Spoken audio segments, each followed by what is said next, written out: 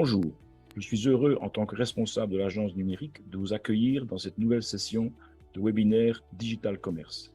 Cette 4e édition a comme les autres, objectif de vous aider, de vous inspirer pour saisir les opportunités du numérique dans votre activité au profit de vos clients. La situation de pandémie vécue récemment a montré l'importance de l'outil digital pour assurer la pérennité et la résilience de votre activité. Je vous souhaite donc une bonne session de webinaire Digital Commerce 2022. Bonjour chers commerçants, chères commerçantes, bienvenue à notre nouveau cycle Digital Commerce 2022.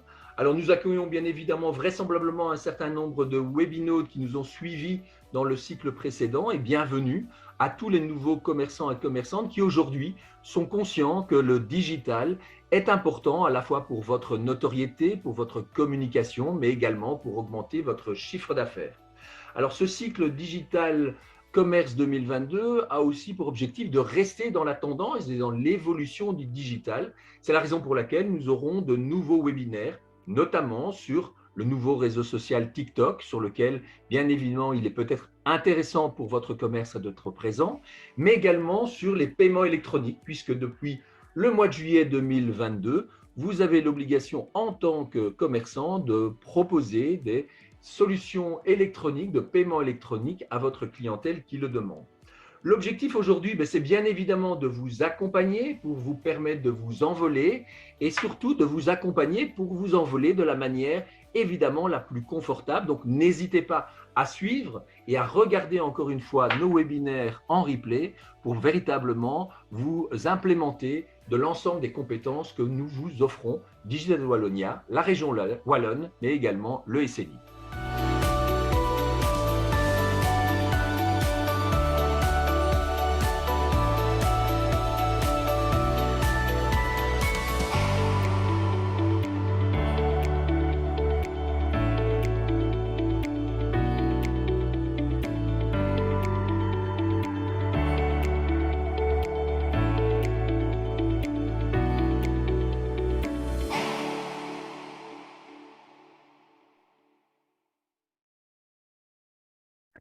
Bonsoir à tous, bienvenue dans ce webinaire Digital Commerce. On va parler paiement électronique.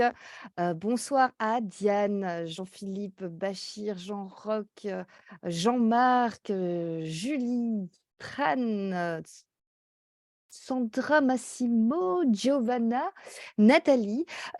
Soyez les bienvenus. N'hésitez pas à vous présenter dans le chat. N'hésitez pas à donner le nom de votre commerce, le nom de votre site internet, votre lien Facebook, votre lien vers votre e-commerce, vers votre Google My Business, toutes des thématiques qu'on a abordées lors des précédents webinaires Digital Commerce. Aujourd'hui, on va parler des paiements électroniques. On va voir un petit peu d'abord qu'est-ce que dit la loi par rapport à ça. On verra aussi par rapport les différents types de paiement digital via terminal, smartphone, via des logiciels.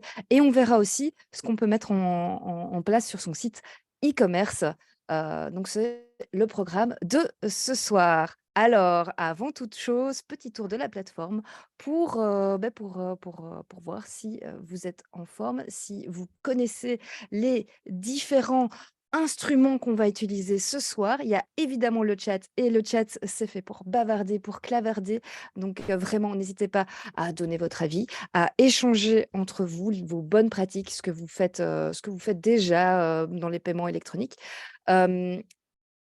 C'est plus pour le bavardage, le chat, mais vous avez aussi une partie questions et réponses, Q et R, 2 phylactères qui sont en bas de votre écran. Vous cliquez dessus et vous pouvez poser vos questions. Vous pouvez aussi voter pour les questions qui vous semblent les plus intéressantes. On les prendra au fur et à mesure de ce webinaire. On essaiera de répondre à un maximum de questions qui sont en lien avec la thématique de ce soir. On a aussi une équipe de l'ombre qui travaille et qui peut aussi vous répondre dans le chat et dans les questions-réponses. Et on voit Jean-Philippe qui apparaît. Donc Jean-Philippe sera le formateur de cette soirée. Jean-Philippe Bleureau, peut-être 2 mots sur toi avant de commencer. Bonsoir à toutes et à tous. Un webinaire assez passionnant sur les paiements digitaux, tant dans votre magasin qu'en ligne, avec aussi, si on a un peu de temps, les règles légales pour votre e-commerce. Comme d'habitude, on va essayer d'être très pragmatique, vous montrer ce qui fonctionne, ce qui est le plus efficace pour vous. On a été voir vos sites aussi pour ce que vous proposiez déjà comme paiement pour en ligne. Donc, on verra vos sites aussi pendant ce webinaire. Donc, n'hésitez pas à poser vos questions. Il y a le chat pour bavarder et il y a les questions et réponses. Si vous avez vraiment des questions précises à nous poser, on y répond toujours. Alors, on va aussi vous poser quelques petites questions et ça se fera via notre WooClap. Vous l'avez peut-être déjà vu dans la petite introduction vidéo. Je vais vous repartager le lien directement. Voilà. Donc, il y a une première question qui va apparaître. Je vais vous l'avancer. Donc, vous pouvez, de manière de se connecter à WooClap, vous pouvez scanner avec votre smartphone le petit QR code qui est à l'écran. Vous pouvez également ouvrir votre navigateur préféré, aller sur wooclap.com et taper le code d'événement qui est Digital Commerce en un mot. Et vous allez tomber sur le WooClap.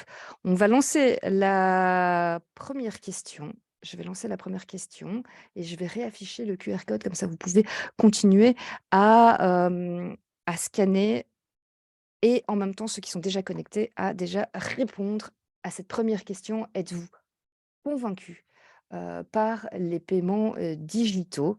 On vous pose la question et on y reviendra juste après. Donc, on a un petit menu du soir, en entrée, la loi. On va y aller directement. Que dit la loi, Jean-Philippe? Oui, la loi au niveau des paiements, ce que je vais faire, c'est que je vais peut-être partager mon écran comme ça. Tout le monde peut voir. Avec Je vais plaisir, faire, Jean-Philippe. je vais faire ça tout de suite. Hop. Alors, on va parler de la loi et de ce que nous dit la loi. Hop. J'essaie de retrouver le bon écran. J'en ai beaucoup devant moi. Voilà. La loi sur les paiements électroniques, en fait, elle est assez claire. Depuis le 1er juillet de l'année dernière, donc 2022, on est obligé de proposer un moyen de paiement électronique à nos clients quand ils viennent au magasin. Et donc, c'est une obligation légale aujourd'hui, et donc on doit proposer cette possibilité. Qui est concerné? Mais c'est nous tous, tous les commerçants, l'ORECA y compris, les associations, les professions libérales. Et du coup, qu'est-ce qu'on entend par paiement électronique? Ça veut dire quoi concrètement? Et c'est ce qu'on va voir aujourd'hui, hein, vraiment, Pauline. Ce sont tant les terminaux que le paiement via GSM, que du paiement avec des logiciels spécialisés. On va descendre ou parcourir tous ensemble durant ce webinaire aujourd'hui l'ensemble des possibilités qui s'offrent à vous pour faire du paiement dans votre magasin et en ligne. On verra les deux puisque le e-commerce nous intéresse depuis le début de ces webinaires. Alors, revenons à la première question. On a quand même principalement des gens convaincus par les paiements digitaux, euh, mais on a quand même quelques réticences. Donc, effectivement, aujourd'hui, c'est obligatoire de proposer un paiement digital et on verra qu'il y a plusieurs manières de le faire et on verra aussi que ça dépend aussi un peu de votre business. Donc, on va essayer de vous accompagner au mieux et de répondre à toutes vos questions. Alors, est-ce que vous proposez un moyen de paiement digital et si oui, lequel? On vous pose la question dans le WooClap. Et je vois que les gens commencent à se présenter. Jean-Philippe, je vois que ça s'active aussi dans le chat. On a Jean-Marc de Pépus, on a Massimo qui est Massimo Trotta, photographe spécialisé en entreprise. On a la Fée Petit Pois, espace cours de couture et mercerie. On a qui d'autre? Virginie, vie création, bijoux fins, élégant et poétique. Nous avons l'Instant Bulle. Nous avons également qui d'autre? J'ai vu Jean Roch qui est un habitué. J'ai vu qu'il avait partagé dans les premiers son site internet. N'hésitez pas à voilà, à nous dire qui vous êtes et qu'est-ce que vous faites professionnellement. Et je vois que Pépus faisons attention est une solution de paiement et donc ils viennent voir. Donc on va parler de Pépus alors lors de ce webinaire, puisque je vois ils sont sur Luxembourg. Pépus, voilà, c'est une solution de paiement. Et on a aussi l'Instant Bulle qui est aussi des personnes qui viennent régulièrement à nos webinaires.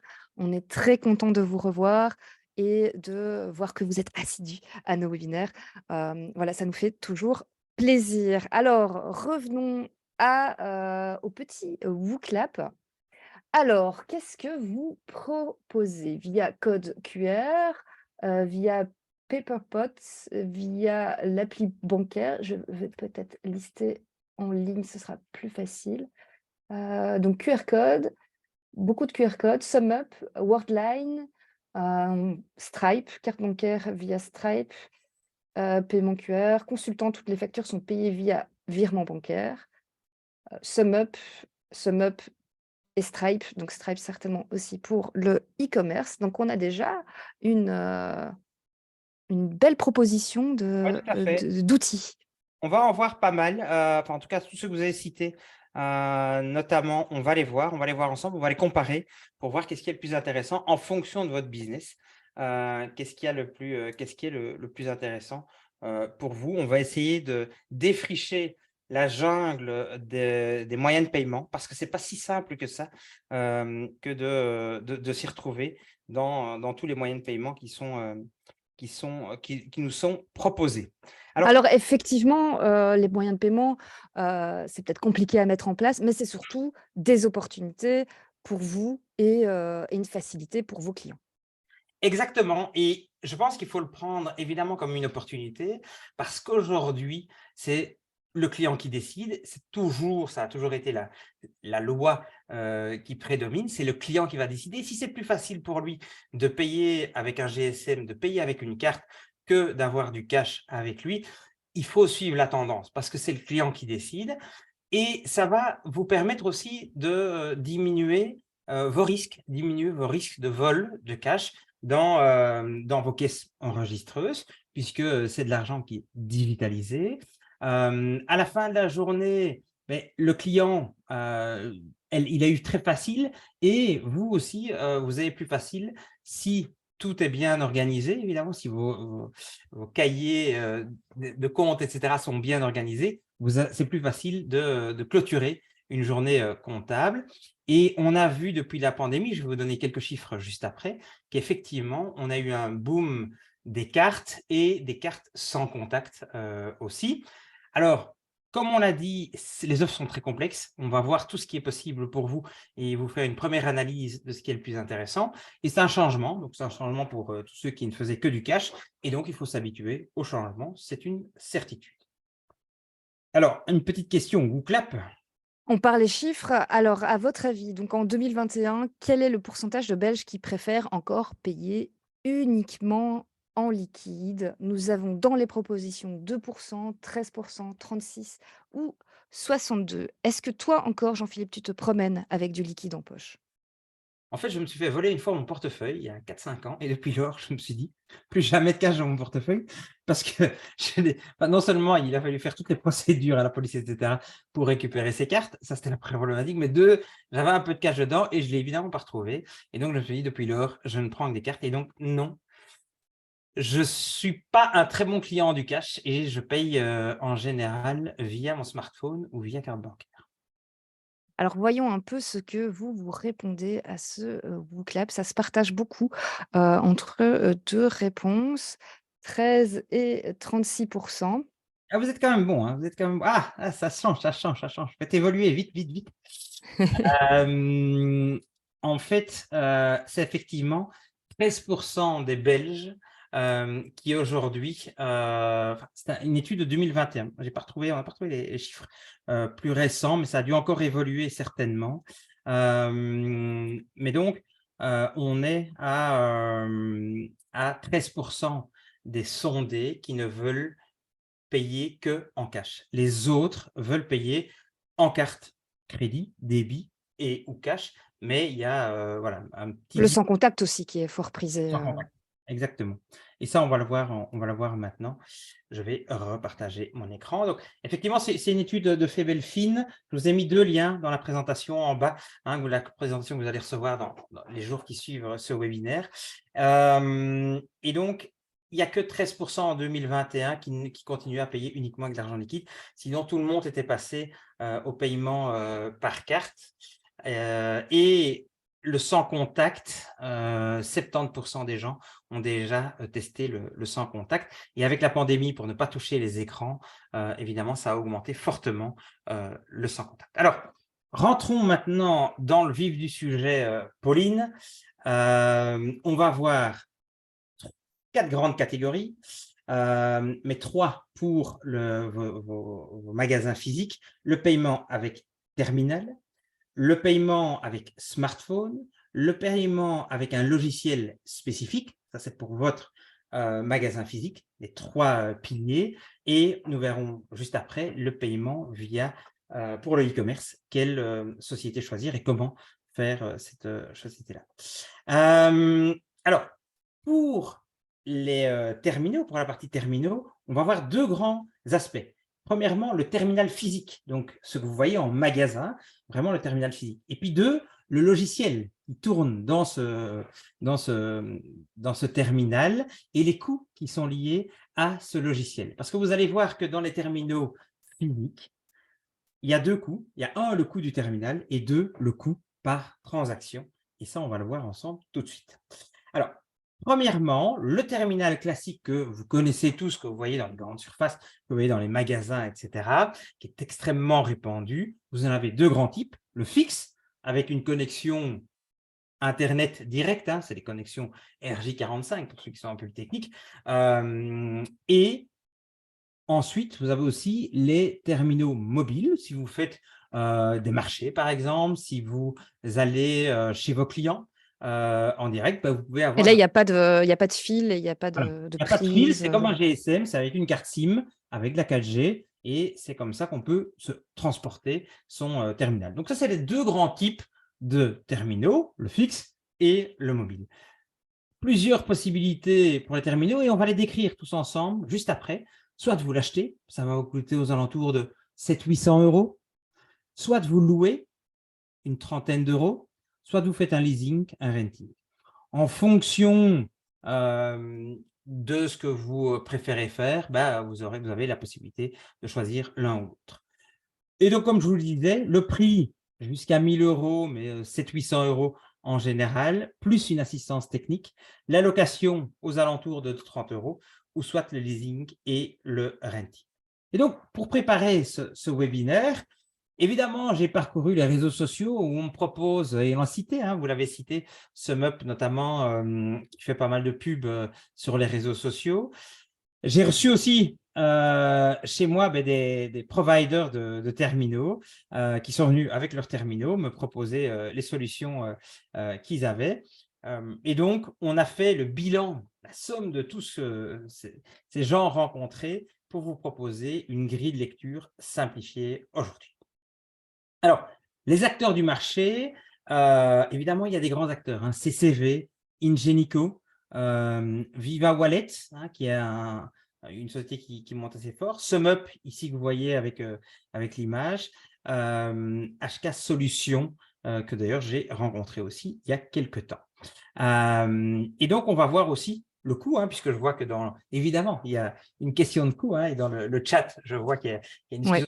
Ne vous inquiétez pas, on va voir le coût réel pour les commerçants, et on verra si effectivement c'est cher, pas cher.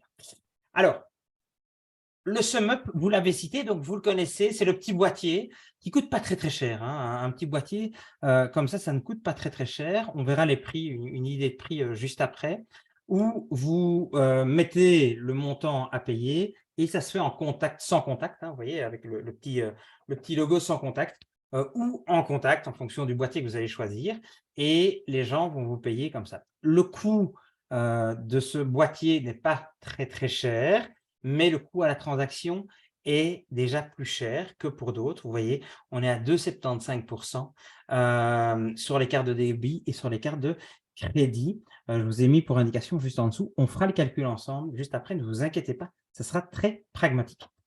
Il existe pas mal de tutoriaux sur quel logiciel choisir, quel terminal choisir.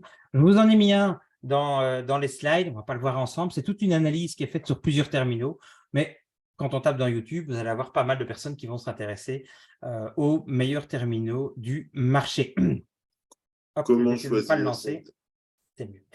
Alors, on a vu le SumUp, le petit terminal. Vous en avez aussi des SumUp avec un boîtier et un enrouleur, une imprimante pour pouvoir donner un ticket de caisse à ses clients. En fonction de votre activité, vous allez choisir avec ou sans ticket. Ça, c'est votre activité qui va aussi le définir et ce qu'attendent aussi vos clients.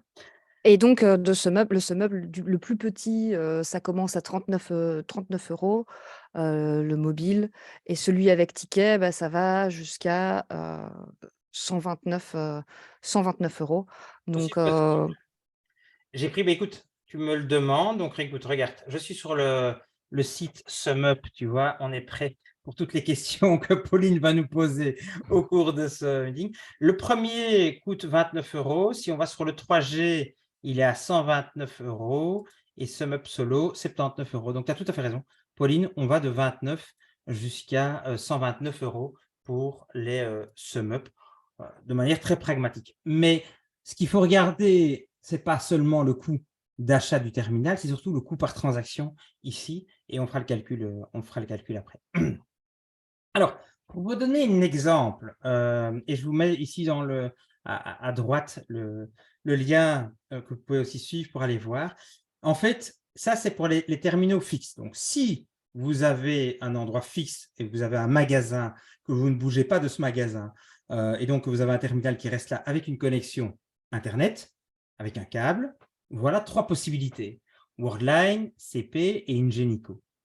Vous voyez que les prix vont varier de 450 € à 900 €. Donc, on est aux alentours de 600-700 € pour acheter un terminal. Ça, c'est le premier élément. Ensuite, vous avez une assistance. Tous les mois, vous allez payer un prix d'assistance qui est aux alentours de 14-15 € par mois. Et ça, c'est pour pouvoir avoir, si jamais vous avez un problème avec votre terminal, vous allez pouvoir appeler un technicien pour le réparer. Ça, c'est si vous l'achetez. Si maintenant vous louez, vous allez être entre 21 et 50 € par mois. Je fais une moyenne, on était à 30 € si on voulait louer un téléphone fixe, y compris dedans cette assistance obligatoire. C'est compris dedans. Et puis, vous allez payer un prix d'installation. Et en dernier lieu, la partie logicielle, une commission par transaction. Et vous voyez que ce n'est pas si simple. Il y a énormément de prix qui sont donnés ici. On va essayer de les résumer après dans un tableau un peu plus clair. Ça, c'est pour les terminaux fixes avec une connexion. Si maintenant vous préférez, parce que vous voyagez, parce que c'est plus facile pour vous, avoir une connexion Internet, en général 3G, 4G, alors vous avez toute une série de terminaux. On a vu les SumUp, il y a Worldline, il y a CP, il y a Ingenico, Viva Wallet, je vois qu'il y en a qui n'ont pas une super expérience. C'est intéressant aussi que vous donniez votre expérience pour un peu aider tout le monde dessus. Et vous allez être dans des prix qui sont assez variés, 900 € ici pour le SumUp à 100 €. Ah, on nous informe aussi sur les slides, mais j'ai ajouté le petit texte. C'est 1,69 le nouveau taux de transaction, de commission, et pas 2,75. Donc voilà, pour info. Mais j'ai déjà, si tu réactualises le truc, j'ai déjà mis 1,69 sur le slide. Pauline est formidable. Je le mettrai juste après. Hop, je remonte. Et donc, vous voyez qu'ici, pour les terminaux mobiles, de nouveau, soit vous l'achetez, soit vous le louez par mois. Et on voit qu'on a un prix par mois qui varie en fonction du terminal que vous allez choisir. Donc, 2 grandes possibilités. Vous achetez votre terminal ou vous le louez.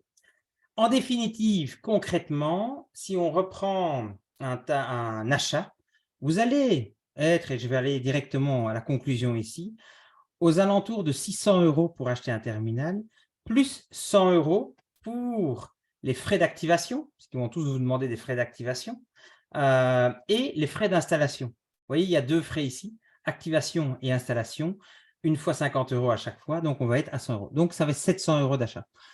Grosso modo, un calcul rapide par rapport à la location qu'on va voir juste après, c'est amorti en moins de 4 ans. Pourquoi? Parce que c'est un achat de matériel, donc si vous avez une société, vous allez pouvoir le déduire fiscalement un peu mieux.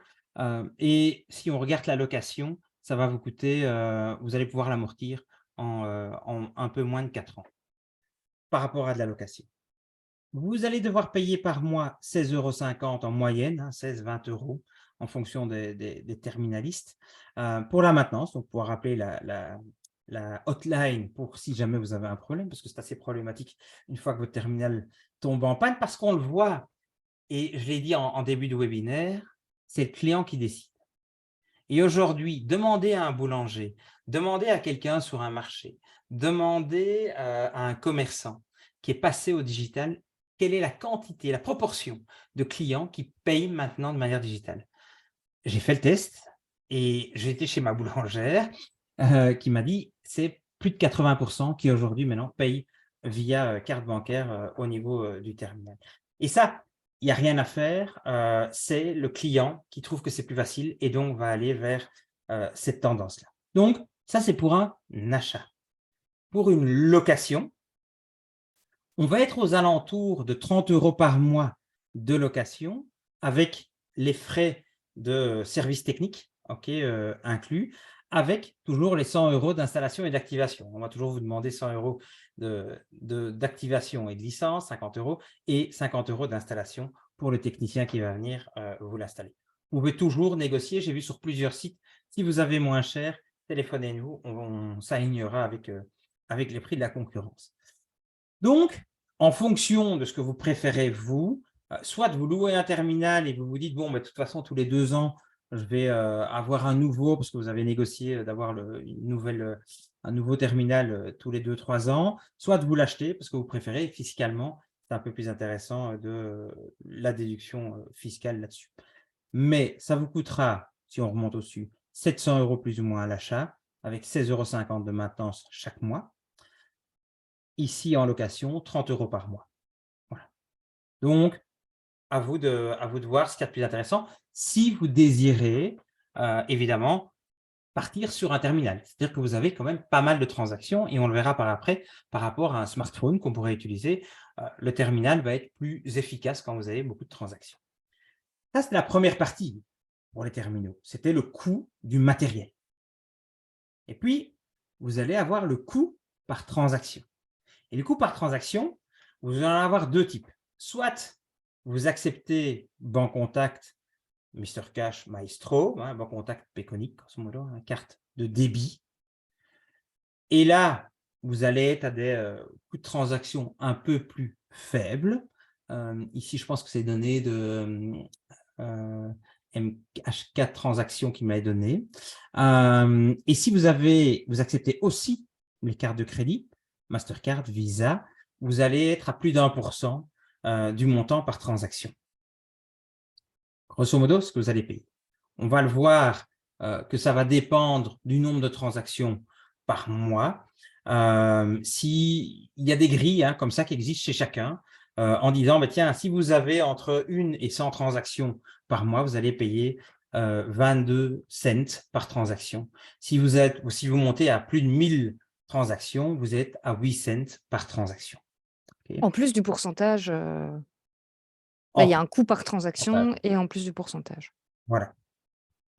Et donc, si vous devez retenir une chose, parce que c'est assez complexe ce monde et c'est très flou en fait, parce qu'ils calculent tous d'une manière différente. Ce que j'essaie de faire ici, ce qu'on essaie de vous proposer, c'est un tableau qui va vous résumer.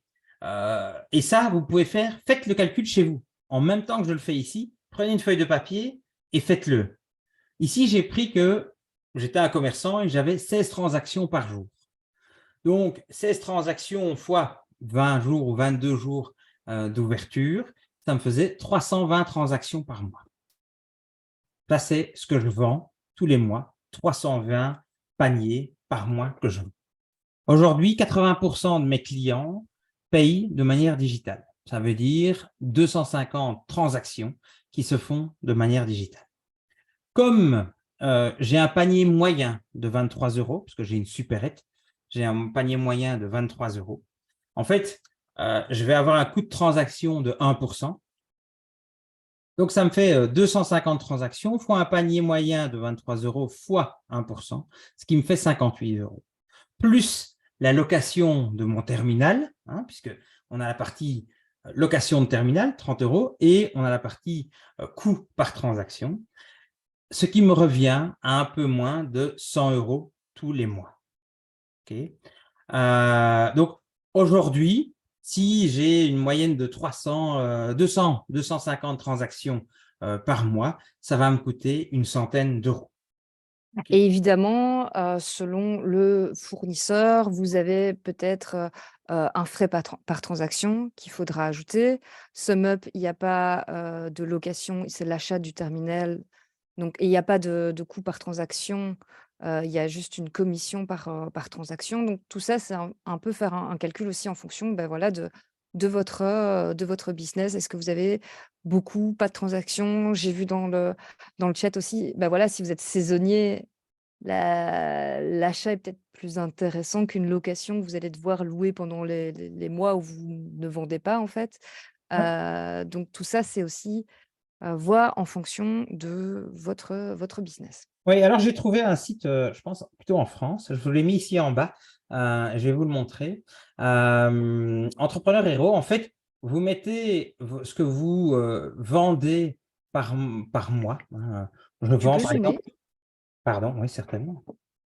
Regardez, je vends par exemple pour 10 000 € par mois et mon panier moyen est de 75 €.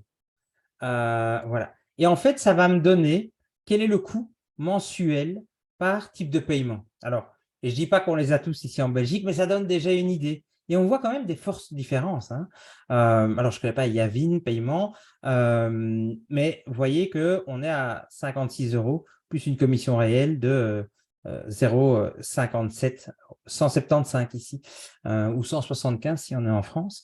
Mais donc, vous voyez qu'il y a des grosses différences. Et donc, il y a des petits logiciels comme ça. J'en ai trouvé un français que je trouve assez facile d'utilisation. Comme ça, on peut se dire, bah, tiens, par rapport à mon chiffre d'affaires et mon panier moyen, le même exercice qu'on a fait ensemble ici, ben, je vais pouvoir voir quel est celui qui est le plus intéressant pour moi. Ça, c'est un premier comparatif que vous pouvez faire avec, soit vous le faites vous-même, soit je vous ai donné le lien, je vous donne le lien dans les slides, pour le faire par vous-même en fonction de votre activité, du nombre de transactions digitales que vous avez. Et le fait que vous désirez prendre un terminal physique. Et justement, la suite, c'est les paiements digitaux par smartphone. Donc là, on quitte le monde des terminaux et on fait avec ce que tout le monde a. Il est où? Il est où? Il est ici. Le fameux Graal de la société, le smartphone. Pardon, je m'égare. Donc, smartphone qui existe depuis, je le répète, 2009. Donc, ça fait 13 ans, un gros 13 ans que ça existe. Et maintenant, les paiements se font aussi avec l'extension de notre bras, le smartphone. Et ça, on va voir aussi ce qu'il y a comme possibilité. Alors, aujourd'hui, la Moi, majorité… c'est totalement effectivement l'extension de mon Ah oui. bras parce que je peux payer avec ma montre également. Voilà, son poignet. Donc voilà, Pauline vous montre comment payer avec son poignet. Aujourd'hui, la majorité des banques vous proposent de générer des QR codes pour faire du paiement. On va en voir deux principales. On va voir Payconiq Bancontact qui propose une application sur leur GSM ou un QR code qu'on met à la caisse ou bien dans un menu si vous êtes un restaurateur. Et Viva Wallet qui propose une solution aussi avec GSM. C'est vraiment pour essayer de faire la comparaison entre la partie qu'on vient de voir en premier lieu, les terminaux qu'il faut acheter ou louer, et l'utilisation de votre propre GSM. Et donc, vous ne devez pas acheter de terminaux, vous allez payer à la transaction. Alors, je l'ai mis ici, hein, on commence déjà à voir les frais. Aujourd'hui, mais on refera le petit exercice avec le beau tableau noir ensemble. Aujourd'hui, Payconic, si vous générez un QR code et vous faites payer via Payconic, j'ai été boire un verre dans un bar d'un club sportif mardi dernier et les transactions se faisaient via Payconic. Donc voilà. Si on est un professionnel et qu'on travaille avec Payconic, ça va nous coûter 6 cents par transaction. Et on verra quel est le coût au bout d'un mois. Si on utilise Viva Wallet, et on va le voir un peu plus dans le détail, on aura des coûts un peu plus importants, puisque vous voyez qu'on est à 0,37 € si on paye par banque contact comme Payconic. Et si on ajoute Visa, eh bien, on a des coûts un peu plus importants.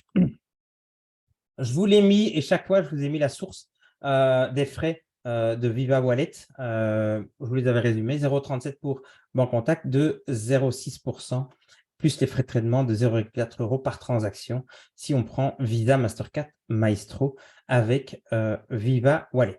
Alors, je vous passe une petite vidéo, 1 minute de vidéo pour voir un petit peu comment marche Payconic, et puis on revient pour discuter pragmatiquement de combien ça nous coûte. Avec l'appli Payconic by Bancontact, vous pouvez effectuer un paiement facilement et rapidement en magasin. Et dans de nombreux magasins, c'est possible via un code QR à la caisse, là où vous voyez le logo Bancontact ou Payconic. Imaginez, vous êtes dans un café et vous commandez un délicieux cappuccino avec plein de caramel.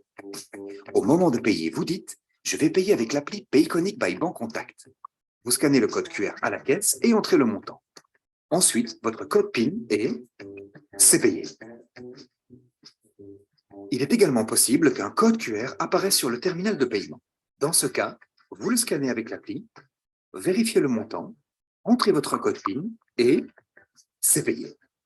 Oh, et dans un certain nombre de magasins, cela devient encore plus pratique avec l'appli Payconic by Bancontact. Si vous voulez payer, vous pouvez simplement sélectionner le commerçant dans une liste dans l'appli. Vous entrez le montant, confirmez avec votre code PIN et c'est payé.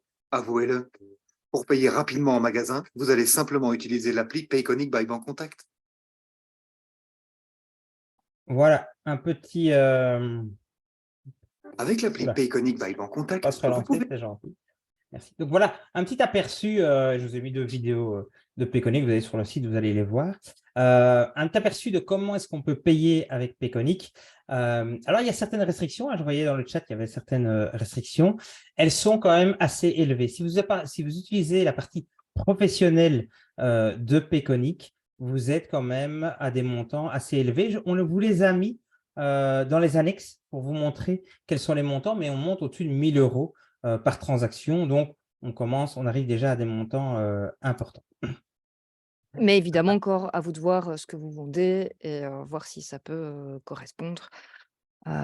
C'est vrai que si vous vendez des cuisines, peut-être à des montants beaucoup plus élevés. Évidemment, on est d'accord. Il faut peut-être choisir un autre montant. Donc ici, c'est vraiment pour des montants entre quelques euros jusqu'à 200, 250 €. Ça passe sans problème. Et je vous montrerai, hein, si vous voulez, la liste en fonction des banques dans laquelle sont vos clients. Et il faut évidemment choisir la solution professionnelle de Payconic. Une autre solution, c'est Viva Wallet qui propose des terminaux, mais aussi une application sur votre GSM. Et si votre GSM utilise la technologie NFC, alors les personnes vont pouvoir venir avec leur carte près de votre GSM, soit Bancontact, soit Visa, Mastercard, et payer en touchant votre GSM simplement. Donc, votre GSM sert de terminal sans contact. Donc, vous n'avez plus à acheter de terminal. Par contre, vous avez toujours à payer à la transaction. Et je vous l'ai mis un peu au-dessus. Le prix à la transaction est quand même assez élevé puisqu'on est aux alentours des 2% plus 24 cents à la transaction pour Viva Wallet. Alors, je vais redescendre. Donc, on va revenir à notre tableau et on va voir maintenant quel est le coût par rapport à notre Payconic. Vous avez, si on reprend le même exemple, hein, si j'ai 16 transactions par jour, ce qui me fait 320 transactions par mois, 80% de ma clientèle paye digitalement, donc j'ai 250, on garde la même règle. Le montant de la transaction est de 23 €, mais n'a plus d'importance ici, puisqu'avec Payconic, c'est 6 cents par transaction. Donc, 250 transactions fois 6 cents, ce qui me fait 15 € par mois. Et donc, vous voyez qu'on a une vraie différence Si vous acceptez de le faire via Payconic, qui prend peut-être un peu plus de temps par rapport à un simple terminal, et encore à tester, vous arrivez à un coût par mois de 15 € par rapport à 88 €. Donc 15 € par mois pour faire proposer un moyen de paiement digital à l'ensemble de vos clients. Donc ça, c'est le coût réel qui va vous être imputé par mois. 15 € par mois si vous utilisez votre GSM avec la solution Payconic Bancontact. Si vous voulez offrir plus de possibilités à votre client, et comme je vous l'ai dit, c'est le client en général qui décide. Donc, si vos clients disent « moi, je veux payer avec Visa surtout et Mastercard », vous allez devoir aller vers d'autres transactions. Mais à la fin du webinaire, on vous a prévu tout un arbre de décision pour voir lequel moyen de paiement de tout ce qu'on va voir aujourd'hui est le plus approprié pour vous. Alors, pour revenir sur la question qui était posée dans le chat, en fait, il n'y a pas de limite pour recevoir les paiements via le QR code sur autocollant, mais le client a des limites de paiement, de 350 € par jour à 2500, et on vous a mis le lien en fonction de la banque de votre client jusqu'où il est autorisé d'aller. Mais vous voyez qu'en général, on va être 1 500 € par transaction par client. Donc, ce qui est quand même pas mal. Et si le client a lié sa carte bancaire à l'app Payconic directement, pas simplement le QR code, mais l'app Payconic, eh bien, il va passer de 1 500 par transaction et 2 500 maximum par jour et par carte. Voilà pour répondre à Jacqueline qui demandait, qui disait qu'on était limité. Mais encore une fois, à voir quel est le montant de votre panier moyen. C'est ça qui est intéressant. Il y a une autre question, Jean-Philippe, qui est comment est-ce que le commerçant peut générer le QR code de Payconic? Et là, Payconic offre différentes solutions. Oui, Euh, tout à fait. Oula, je vois que ça ne défile pas. C'est toi qui as pris la main? Oui, c'était pour montrer Oui, sur le exactement. site de Payconic, ben voilà, il y a l'autocollant avec un code QR, le code QR avec un montant fixe ou une communication fixe, le code QR sur l'écran de votre caisse. Donc, si c'est le code QR sur l'écran de l'écran de la caisse, donc c'est la caisse qui a généré un QR code avec le bon montant. Donc, c'est en utilisant une tablette ou un GSM avec l'application Payconic, on peut générer un QR code comme on le fait entre copains quand on doit se payer entre nous, etc. via Payconic. C'est exactement de la même manière que ça se passe. Après, il y a aussi, du coup, avec les terminaux, Ils génèrent aussi eux-mêmes, effectivement. là, on le voit ici aussi. Il y a aussi les solutions de recherche, ça c'est plus pour les festivals, je pense. Il y a aussi sur le ticket de caisse. Oui, un QR code Et généré sur le ticket de caisse. Et comme ça, vous avez le ticket de caisse et la personne n'a juste à scanner le QR code qui est sur le ticket de caisse et faire payer avec son application, soit bancaire, soit Payconic. alors, ce qui est pas mal aussi pour l'Horeca, je pense, c'est le menu avec une liste de prix numérique. Ça aussi, c'est plutôt pas mal. Oui, tout à fait. Tout à fait.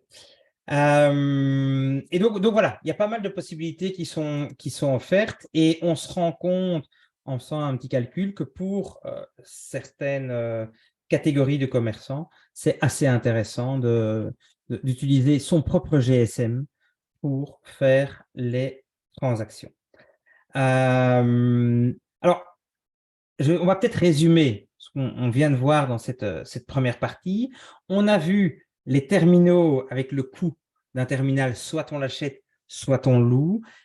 Il faut ajouter à ce coût de terminal le coût par transaction. Les transactions Bancontact coûtent moins cher que des transactions Visa, Mastercard. Donc, si vous avez pas mal de transactions et que vous voulez avoir un terminal, vous allez soit l'acheter, soit le louer, soit choisir un terminal fixe, soit un terminal avec carte SIM. Premier cas. Deuxième cas, vous vous dites, bon, moi, je vais tester le paiement électronique parce que mes clients me le demandent. Je suis un peu obligé aussi par la loi. Et donc, je vais d'abord aller vers une solution plus légère avec mon GSM, avec ma tablette pour générer un QR code ou bien proposer un QR code directement sur ma caisse et la personne va encoder le montant elle-même pour payer. Et là, je vais passer sur Payconic ou Viva Wallet pour utiliser des cartes bancaires, etc., via mon téléphone, bien contrôler que le téléphone accepte la technologie NFC pour être sûr qu'on puisse amener une carte pour que la transaction ait lieu. Oui, ou alors, c'est scanner, le QR code. Il y a une question de Muriel, qui nous demande: «Bonjour, si les 250 transactions», donc les 250, heu donc on n'est pas limité au nombre de transactions, hein. Non, non, non, non. Donc là, on parle de Payconic, sont payés avec Payconic, mais disons qu'il y a 250 transactions, sont payées par Payconic. Y a-t-il un moyen d'avoir un regroupement des paiements Payconic par jour sur le compte? Car actuellement, elle a une seule ligne par client sur le compte et ça fait beaucoup à vérifier par jour. Est-ce que tu connais un petit peu le back-end de Payconic? Est-ce que, pour les professionnels, c'est assez simple d'utilisation, ou pas? Alors, il y a plein de… Donc, si je partage toujours bien mon écran, je pense Oui. que… on a un portail commerçant et on peut aller voir comment ça marche pour accéder à tous les paiements sur Payconic. Et ils vont vous expliquer comment marche le portail commerçant. Si tu veux, je passe une petite vidéo. J'ai entendu qu'il y avait une belle musique derrière tout à l'heure N'hésite pas à mettre en grand. en préparant le webinaire. Si j'y arrive, je vais te mettre en grand. C'est parti. C'est un peu la même musique qu'il y a pour le lancement de nos webinaires. Là, on n'entend pas la musique, par contre. Pas de chance pour vous. Oui, on n'entend pas la musique.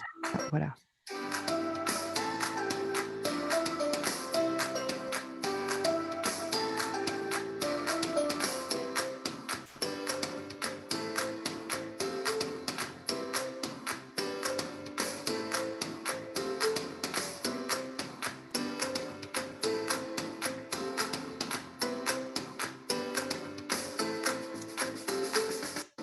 Donc, si je fais un petit hop, je vais essayer de retrouver hop, un petit arrêt sur image. Donc, voilà ce qu'on a, Pauline, si tu m'entends toujours. Oui.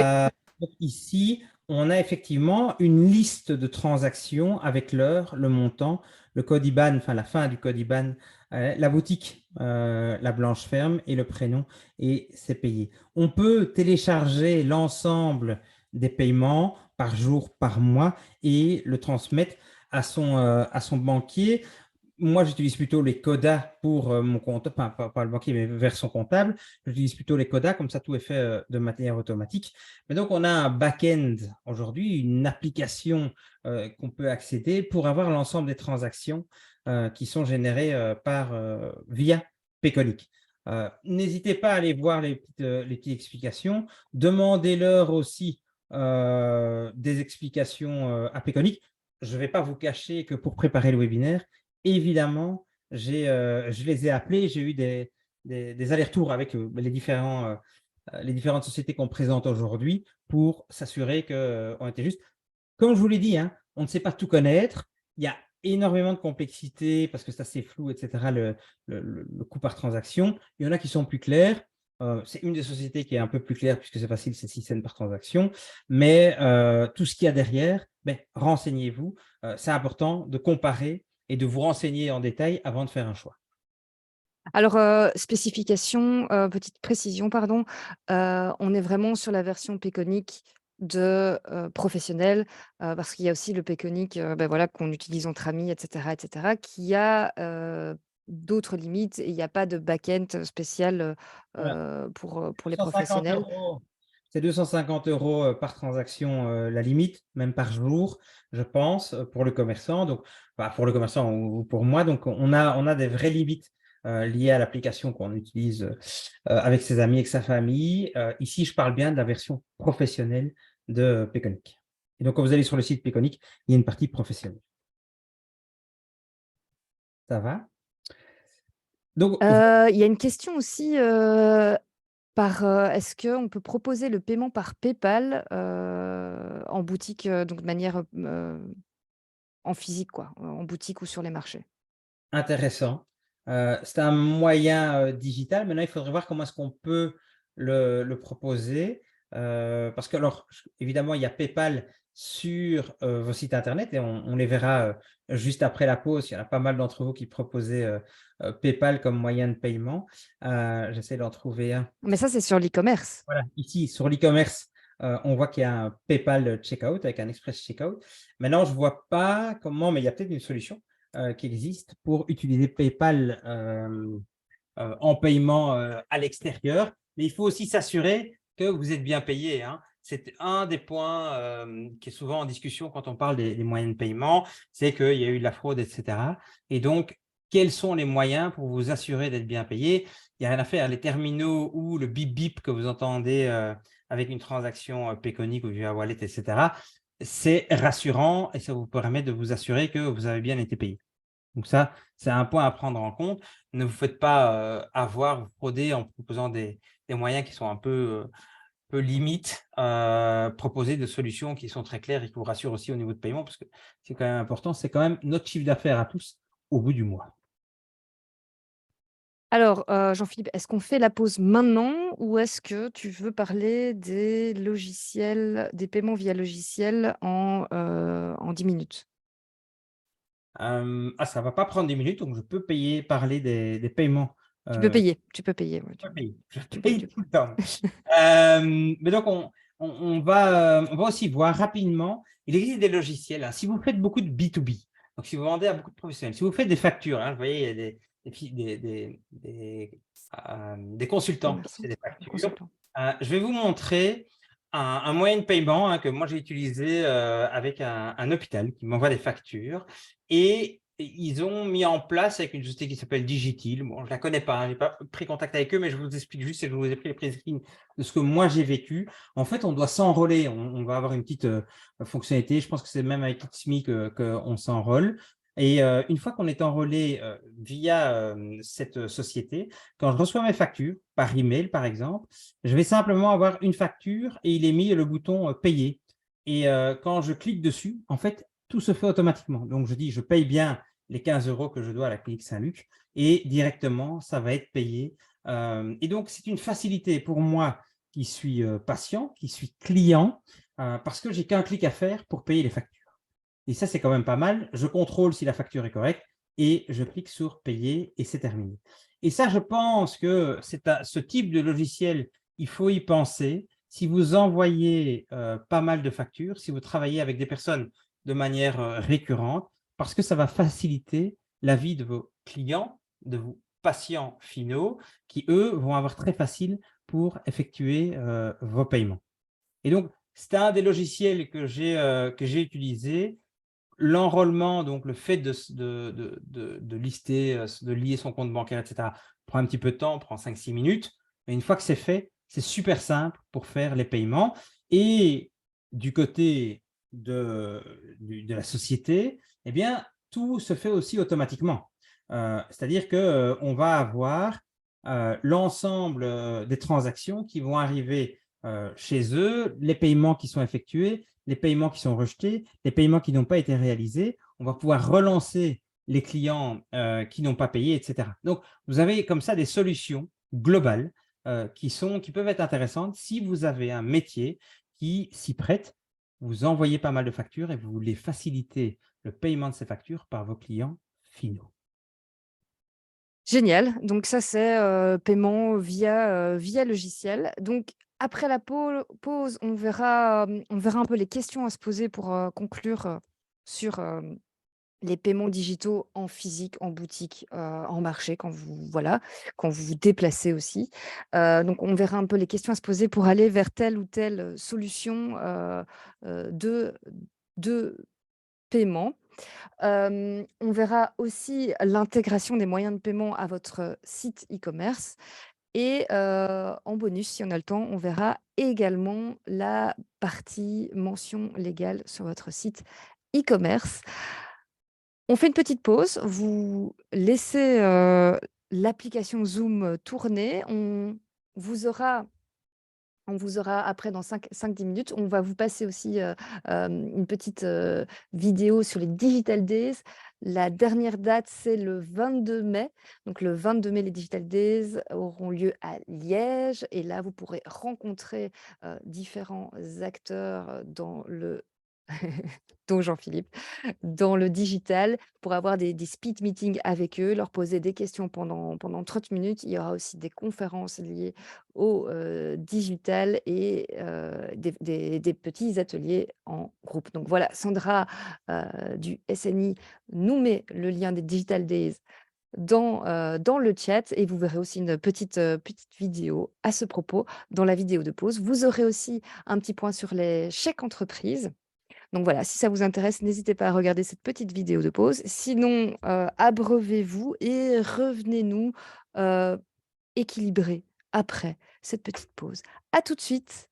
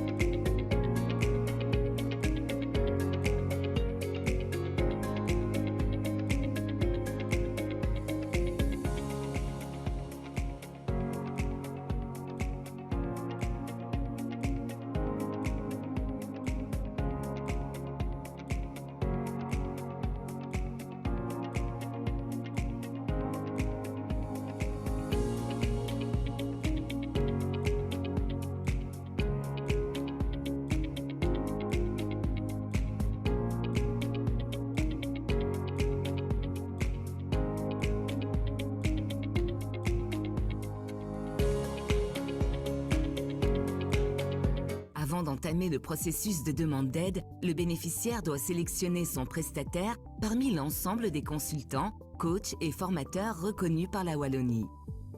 Petite précision, le formulaire de demande de chèque en ligne peut être complété soit par le bénéficiaire, soit par le prestataire. Les données encodées restant enregistrées, elles ne sont à remplir qu'une seule fois. La première étape consiste à s'inscrire sur la plateforme. Rien de plus simple. Identifiez-vous en tant que personne physique avec votre carte d'identité. Vous ne le faites qu'une seule fois. Complétez vos coordonnées. Un email de vérification de celle-ci vous est envoyé. Votre inscription donne accès à un tableau de bord. Vous pouvez dès lors compléter le formulaire de demande de chèque en passant d'un onglet à l'autre. Pour cette étape, préparez le numéro banque Carrefour des entreprises du bénéficiaire ou du prestataire choisi.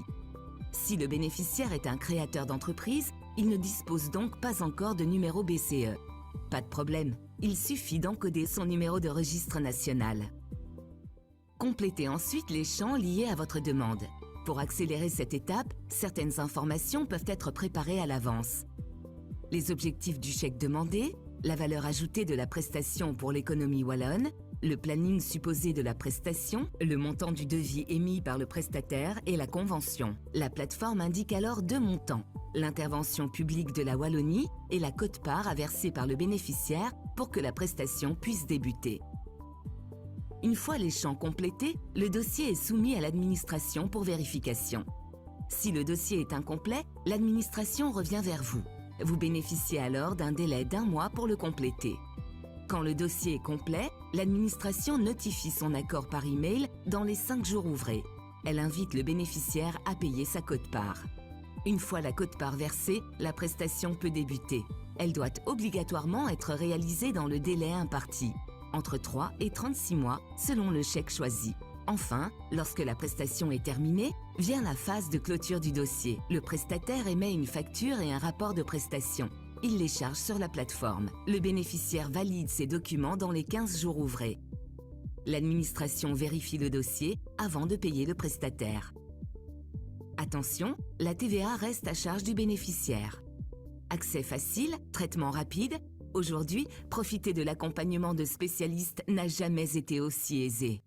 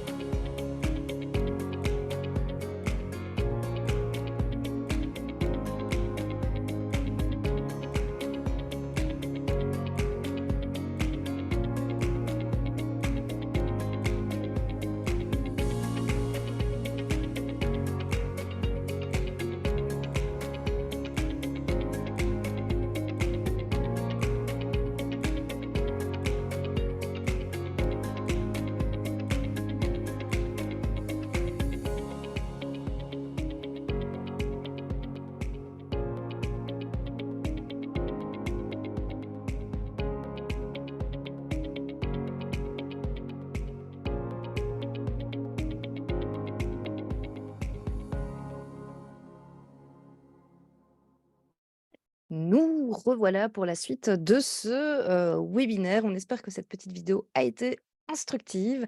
N'oubliez pas que vous pouvez faire appel au chèque entreprise. D'ailleurs, on vous pose la question dans Booklab, est-ce que vous pensez activer les chèques entreprise pour vous faire accompagner en digital marketing ou en e-commerce? Donc, c'est la question qu'on vous pose. Et si vous avez des questions, vous ne connaissez pas les chèques entreprise, n'hésitez pas à aller sur leur site internet chèque-entreprise.be. Il y aura un atelier sur les chèques entreprises lors des Digital Days. Donc voilà, si ça vous intéresse, n'hésitez pas à y jeter un œil. Alors, Jean-Philippe, pour la suite de ce webinaire, on va d'abord conclure la première partie en ayant un magnifique arbre décisionnel. Quelles questions Alors, il faut se magnifique. poser? Pendant la pause, Jean-Marc qui m'a dit, écoute, je travaille pour Servip, donc j'ai été directement voir son site web, évidemment. Il m'a dit, prenons contact, il faut qu'on discute ensemble de quelques éléments. Donc, évidemment, je prendrai contact avec Servip rapidement. Mais donc voilà, c'est ça aussi les webinaires, c'est qu'on prend contact via LinkedIn et après on continue la discussion en dehors des webinaires pour toujours s'améliorer. Alors, si je peux vous résumer, ici on voit le bon slide, je présume, Pauline, c'est que quel moyen de paiement choisir? Si vous avez un emplacement fixe, un câble, tout est câblé au niveau Internet, que vous voulez faire des cartes de crédit, cartes de débit et crédit, je pense que le plus intéressant, c'est d'utiliser un terminal ou de faire la comparaison avec Viva Wallet, avec le fait de pouvoir toucher le smartphone. Si vous ne faites que du banc contact et que vous avez peu de transactions, n'hésitez pas à regarder les applications de smartphone, votre application bancaire, Payconic, comme on l'a vu avant. Si vous avez pas mal de transactions, ça vaudra la peine de passer sur un terminal. Mais je propose toujours de le faire de manière graduelle, de commencer peut-être avec son GSM, avec son smartphone, et puis de voir en fonction du nombre de transactions, la facilité, le back-office aussi, hein, comment est-ce que ça intègre toutes les transactions avec votre comptabilité. C'est important pour gagner du temps. Et donc, tout ça, il faut le vivre aussi au quotidien. Si vous êtes maintenant itinérant, vous avez plusieurs endroits sur lesquels vous allez sur les marchés, vous allez chez vos clients, etc. Vous avez de la 4G. Eh bien, si vous voulez proposer Banque Contact principalement avec Payconic, utilisez une application sur votre smartphone. Si maintenant, vous avez besoin d'un ticket et que vous voulez proposer à vos clients des cartes de débit, des cartes de crédit, parce que vos clients sont plus exigeants et vous avez pas mal de transactions, alors allez vers un terminal mobile, on a vu la grosse différence, hein, vers un terminal mobile, où vous allez avoir le coût d'un terminal aux alentours de 30 € en location, plus les coûts par transaction, on était à 88, une petite centaine d'euros par mois que ça va vous coûter d'utiliser un terminal, ou bien vous allez voir chez Wallet et vous faites le calcul de combien est-ce que ça va vous revenir. Voilà un résumé de ce qu'on a vu en première partie. Donc, vous avez plusieurs questions à vous poser. Est-ce que vous avez besoin d'un ticket? Combien de prestations, de transactions est-ce que vous allez faire par mois? Combien de personnes vont payer digitalement? Et je vous dis, hein, on est aux alentours de 80-85% dans les commerçants qui fonctionnent bien, qui reçoivent des paiements qui se font payer de manière digitale. Est-ce que les clients vont demander de payer par carte de crédit? Et les cartes de crédit ont pas mal de… ont certains avantages, hein, effectivement, hein, quand on arrive en fin de mois, ça a été un peu plus facile. Il y a aussi parfois on peut économiser des miles, etc., pour prendre les billets d'avion. Donc, parfois, il y a des clients qui disent moi, je préfère payer comme ça parce que ça me fait gagner en définitive des miles pour pouvoir voyager. Et donc, il faut prendre en considération quelles sont les attentes de vos clients pour ensuite aller vers la meilleure solution. Mais surtout, soyez pragmatique. Faites un tableau comme on vous l'a présenté pour prendre la bonne décision, que ce soit une décision factuelle et non pas émotionnelle en recevant un commercial. Voilà. Pour terminer cette première partie, qui était une partie liée à vos magasins physiques. Et maintenant, on va passer à vos e-commerçants. À vos e-commerce. Mais Pauline avait peut-être une question d'abord avant de passer à la suite.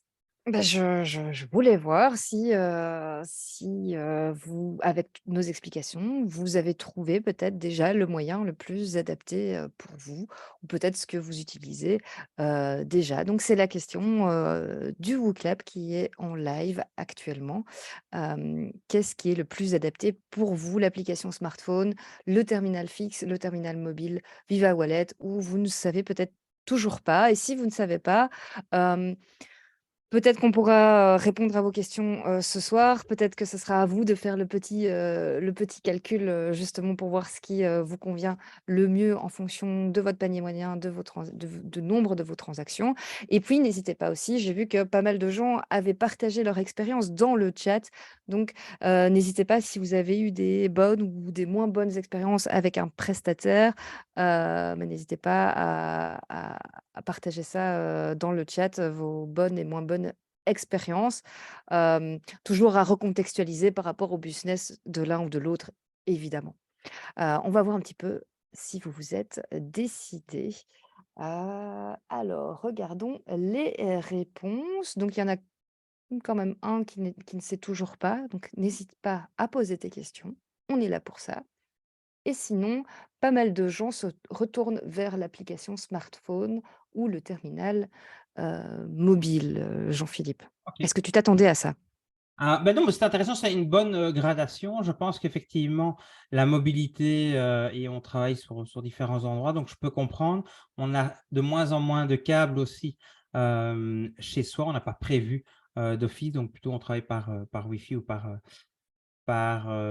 connexion 3G, 4G. Donc, j'entends bien et je crois que c'est bien de commencer avec, en débutant avec votre smartphone. on le remarque, hein, c'est aussi une évolution de la société. Aujourd'hui, vous faites vos virements par smartphone, etc. Et donc, quand on parlait en début de webinaire d'un peu de l'extension de la main, en 13 ans, le smartphone a remplacé énormément d'actions. Est-ce que je vais encore investir dans des réveils radio où la majorité des gens se réveillent effectivement avec leur GSM aujourd'hui. Une lampe de poche ou un appareil photo, le smartphone a remplacé effectivement beaucoup d'éléments de notre vie quotidienne d'il y a quelques années et la partie paiement en fait partie évidemment. Alors, Jacqueline nous fait un retour du service après-vente de SumUp qu'elle trouve cher, mais voilà, elle apprécie l'équipe, le contact humain avec l'équipe. Et donc, je suppose que le service après-vente est au petit soin avec ses clients du côté important, hein, de SumUp. Je suis tout à fait aligné qu'un service client, c'est important d'avoir quelque chose qui soit performant et avec qui on peut parler, parce que sinon, dès qu'on a des problèmes, ça devient un peu une catastrophe. Alors, vous le savez, notre ADN, c'est d'aller chez vous, d'aller voir ce que vous proposez. Et donc, on va aller voir vos sites de e-commerce, accrochez-vous, et on va voir ce que vous proposez aujourd'hui. Et on va voir comment est-ce qu'on pourrait améliorer vos sites de e-commerce sur ce que vous proposez. Alors, j'ai d'abord été chez… Alors, Jean-Philippe, juste pour info, j'ai aussi lancé la question WooClap. Voilà, si vous voulez nous partager directement ce que vous utilisez sur votre site e-commerce, n'hésitez pas aussi à le mettre dans le WooClap. Et je vais déjà faire quelques éléments de réponse aussi par rapport à la fin de ce webinaire sur les parties légales. Qu'est-ce qu'on doit afficher? Il faut par exemple toujours afficher l'ensemble des informations, dont la livraison, dont l'ensemble des services, des frais. Donc, le total TTC, il faut l'afficher sur vos sites. Je trouve que c'est assez intéressant de voir ici que les paiements sont sécurisés, il y a la livraison qui est suivie et le retour SAV. C'est des éléments qui sécurisent. Confiance. Il donne la confiance, exactement. On l'a vu lors dans un webinaire, mais c'est plutôt bien joué, plutôt bien fait. Donc, plutôt bien chez Wallwood qui va me proposer. Alors, vous voyez ici, je vais devoir remplir pas mal d'éléments. J'espère qu'ils vont se remplir automatiquement. Voilà, heureusement, ils se remplissent automatiquement. Je vais devoir créer un mot de passe. Digital Commerce 2023. Exactement, tu as tout compris.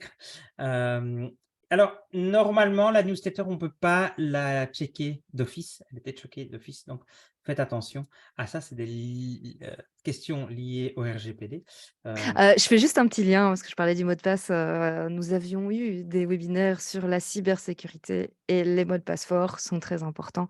Donc, j'ai fait une blague sur le mot de passe, mais n'hésitez pas à faire des mots de passe forts, longs, avec plein de caractères et vous pouvez retrouver les replays de tous ces webinaires sur la chaîne YouTube. Sandra partage le lien dans le chat si ça vous intéresse, évidemment. Ça devrait vous intéresser, la cybersécurité. J'ai C'est vu important. ce week-end qu'on avait entraîné une intelligence artificielle à craquer des mots de passe, tous des mots de passe qu'on connaissait.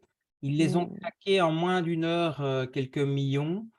Et en fait, en passant à 10 caractères, avec minuscules, majuscules et un caractère, enfin des chiffres, des lettres et un caractère spécial, on passait à 5 ans pour pouvoir craquer ces mots de passe-là. Donc, il ne faut pas hésiter à choisir des mots de passe. Alors, parfois, même Chrome propose des mots de passe assez complexes. Donc, ça, en général, j'utilise cette fonctionnalité-là. Mais c'est vraiment important d'avoir des mots de passe d'une dizaine de caractères. Ce que j'ai lu ce week-end, je ne suis pas un spécialiste de cybersécurité, mais d'une dizaine de caractères, vous utilisez, l'échanger aussi de temps en temps, c'est important. Donc voilà, je ne vais pas mettre, j'ai par hasard mes numéros de ma société, etc. Je vais évidemment mettre que je vis en Belgique, mais, ah oui, l'adresse, ok.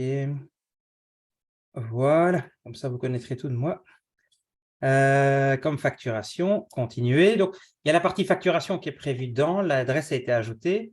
Donc, voilà, c'est bien, ça me le dit. Hop. Où est-ce qu'on doit aller là?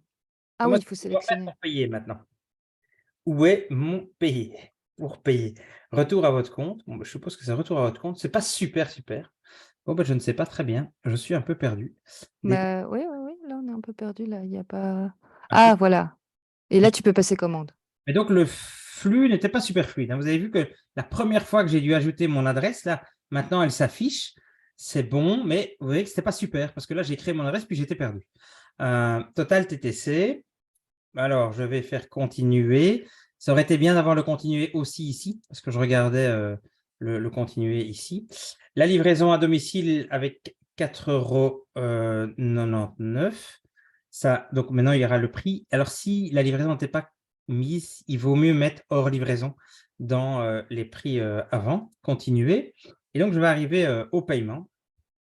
Et voilà tous les paiements qui sont proposés. Donc, virement bancaire, carte de crédit, Software Banking, c'est Klarna à mon avis, Banque Contact, PayPal en une fois. Donc, je vais regarder Banque Contact par exemple.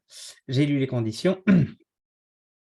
Et je vais voir comment va fonctionner. Voilà, c'est avec l'application Payconiq Banque Contact, on peut scanner le QR code ou bien mettre, si on a une carte Banque Contact avec une date d'expiration, mais pas toutes l'ont, mais ou avec un code derrière, toutes ne l'ont pas, mais par contre QR code, ça marche plutôt bien. Donc, plutôt pas mal, mais regardez, faites attention, la première fois qu'on se log, c'est pas évident. Échantourneur qui nous suit depuis de nombreux mois, années. Donc, je vais voir un peu comment ça se passe chez lui. Frais de port, 7 €, c'est bien.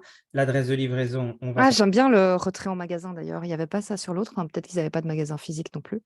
Mais je Ouais. trouve ça chouette aussi de proposer le retrait en magasin ou en point relais si c'est possible. Et là, paiement, c'est paiement uniquement avec une carte de Visa Mastercard, mais ce n'est pas indiqué. Ça vaut la peine de mettre Visa Mastercard, au moins les logos, parce que ici, bon, j'ai mon numéro de carte, si je ne suis pas un spécialiste, c'est quoi MMAACVC? C'est un peu compliqué à comprendre, donc n'hésitez pas à améliorer ça. Je vais aller voir Belgitude. Ah oui, Belgitude, faites attention. J'ai créé un compte chez vous et votre email est arrivé dans mes spams. Et donc, faites très gaffe à ça. Mettez quand on crée oula, maintenant, je ne sais plus quel est évidemment Un compte. mon faites attention et faites les tests parce que moi, j'ai un Gmail et c'est arrivé dans mes spams. Donc, faites très attention à ça. Je ne vais pas refaire tout le parcours, mais donc, il est arrivé sur Belgitude dans mes spams. Faites gaffe à ça. Ici, c'est Jack Russell, Jacket Russell, qui nous suit aussi, puisqu'on les avait déjà montrés. Donc, il y a le PayPal Checkout, donc le bouton PayPal pour pouvoir payer rapidement. Et sinon, on va devoir remplir l'ensemble des informations. Heureusement, ça On se peut payer que par PayPal? Alors, ça, c'est si on veut le faire rapidement. Sinon, on doit suivre le processus. Et c'est toujours, et c'est même obligatoire, d'avoir un peu ce flux. Donc, voilà, je veux faire Bipost. Je vais aller plutôt en mondial relais. Et puis après, je vois qu'il y a en étape 3 le paiement et en étape 4, vérifier et valider ma commande. Donc, ça, c'est très bien parce qu'on a ce fil d'Ariane pour savoir où on en est dans le processus. Et là, regardez, c'est quand même un peu plus pro. On voit les moyens de paiement, évidemment, les cartes de crédit. C'est uniquement carte de crédit. Effectivement, il y a Maestro, donc c'est pour ça que c'est crédit débit, mais c'est surtout carte de crédit. Ensuite, il y a Banque Contact. On va retester avec Banque Contact. Et donc, effectivement, on va être redirigé après vers la même plateforme qu'on a vue tout à l'heure. On va avoir le QR code à payer. Voilà, j'accepte les termes et conditions. Et ici, ce n'est pas précoché, recevoir les communications marketing par email ou par SMS. Entre nous, je le jouerais un peu plus sexy, le recevoir les communications marketing par email ou par SMS. Et je demanderais par exemple à ChatGPT de me faire une phrase un peu plus sympa.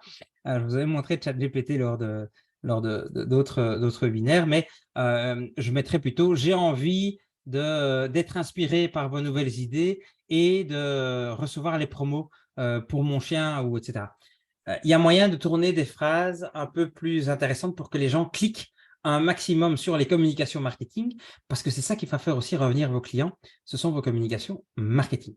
Alors ici, j'ai été voir Atelier Grave, moi. Vous voyez, faire attention au nombre de champs et bien contrôler qu'avec Chrome et avec les autres logiciels, tout se remplit automatiquement. Sinon, c'est très, très fastidieux à le faire. Donc ici, il y a un retrait à NAST gratuitement. Donc, comme tu voulais, c'est assez intéressant. Et donc, je peux payer par carte bancaire ou par Banque Contact. Ce n'est pas super facile de comprendre l'un ou l'autre. Qu'est-ce que c'est la carte bancaire? Ah, la carte bancaire, en fait, c'est plutôt carte de crédit, Mhm. tandis que Bancontact, c'est la carte de débit. Donc peut-être, Et il y a aussi le virement bancaire en dessous. oui, il y a virement bancaire aussi en dessous. Et donc là, tout n'est pas coché. Évaluer votre commande. Voilà. Ça va avoir des mails exclusifs avec des réductions et des informations sur le produit. Facultatif. Oui, c'est facultatif, mais on n'est même pas obligé de mettre facultatif normalement. Alors, assez intéressant, Rouge Couture. Qu'est-ce qui s'est passé? J'ai commencé à faire mon processus et ils ont vu que je n'avais pas terminé. Et donc, malin, très malin. Ils m'ont Abandon de panier. envoyé un mail, abandon de panier. Tiens, on dirait que vous n'avez pas terminé votre commande. Cliquez ici pour aller terminer votre commande.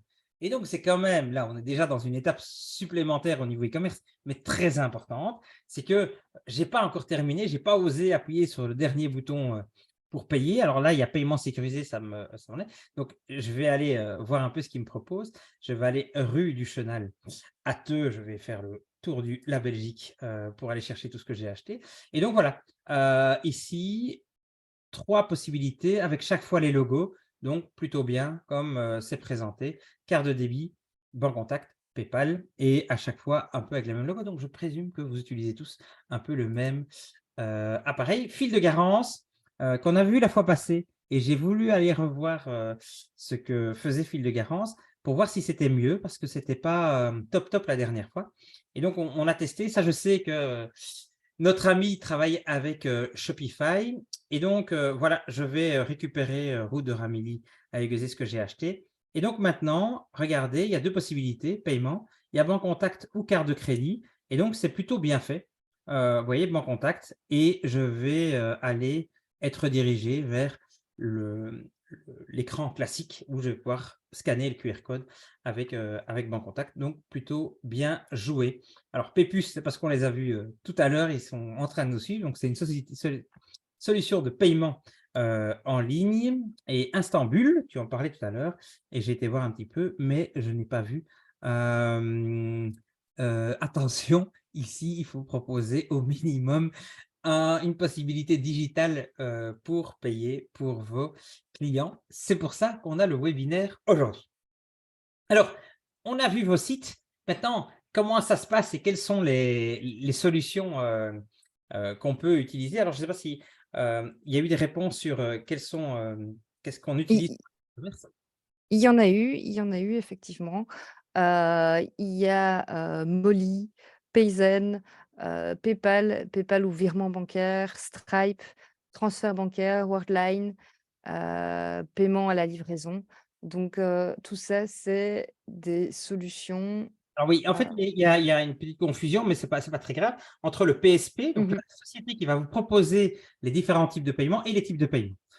Donc, par exemple, Molly est un PSP qui va proposer différents types de paiements et qu'on va pouvoir sélectionner dans une liste de providers. Alors, on va voir aussi comment est-ce qu'on peut le faire. Hein. Ce que je te propose, Pauline, c'est vraiment retourner dans du pratico-pratique comme on aime le faire. On va aller voir dans Shopify. On va aller voir dans Shopify. On avait créé l'année passée une société pour Pauline pour vendre de la bière et une expérience liée à la bière. Et donc, dans le back-office de Shopify que vous voyez ici, vous allez pouvoir configurer Shopify Paiement. Et donc ici, quand on va cliquer dessus, je vais pouvoir installer Shopify Paiement. Et donc, comment est-ce que alors, ça se passe? Voilà, offrez la possibilité de souhaiter avec Shopify Paiement, taux de carte de crédit compétitif. Voilà, et donc, il y a toute une série de possibilités et je vous montrerai le coût aussi par type de paiement sur une solution d'e-commerce. Parce que le fait de proposer à ses clients de payer en ligne va aussi vous coûter puisque c'est une transaction, c'est un coût à la transaction qui va être relevé. Et donc, on va rechercher Belgique. Voilà, téléphone. Voilà, je vais voir si numéro de téléphone non valide. Donc, je vais mettre mon téléphone. Voilà. Ne le copiez pas, comme ça, je n'ai pas trop d'appels. Mais donc, voilà, comment est-ce que j'ai fait pour faire Shopify Paiement? Est-ce que bon, alors, évidemment, ma société n'est pas inscrite en registre de commerce. Je n'ai pas de numéro de TVA puisqu'on avait créé quelque chose de tout à fait fictif pour Pauline. Mais donc, en fait, on doit remplir quelques champs avec mon IBAN, etc., les devises locales, etc.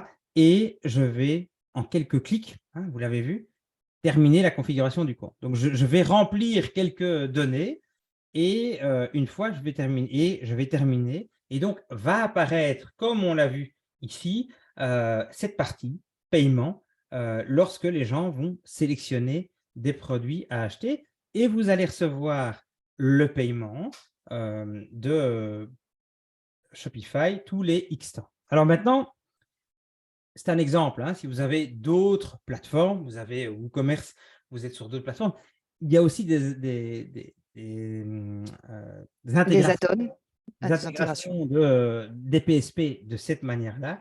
Il faut choisir celui qui va aussi vous coûter le moins cher, celui qui propose le plus de possibilités par rapport à votre clientèle.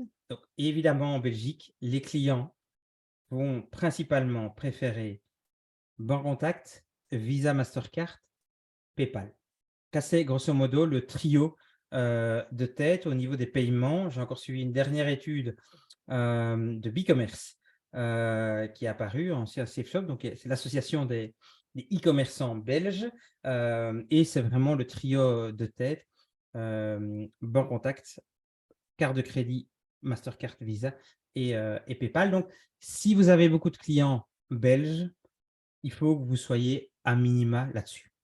Okay, c'est important. Après, si vous avez des clients à l'étranger, et c'est ce qu'on vous a montré depuis le début des webinaires, hein, c'est que le digital va vous permettre deux choses. D'agrandir votre gamme de produits, parce que vous pouvez mettre beaucoup plus de produits que dans un magasin. Donc, vous allez pouvoir augmenter la gamme de vos produits que vous vendez, puisque vous allez pouvoir les commander un peu partout et puis les revendre ou les créer en montant beaucoup plus. Deuxième élément, c'est que vous allez pouvoir vendre à beaucoup plus de monde puisque votre zone de chalandise va être à l'international au lieu d'être uniquement limitée à votre région ou à votre quartier. Donc, c'est vraiment les deux grosses opportunités du digital, augmenter votre catalogue et augmenter votre clientèle puisque vous devenez, pour les deux cas, international. Alors, il y a un coût, évidemment, à Shopify et à l'intégration qu'on vient de faire ensemble.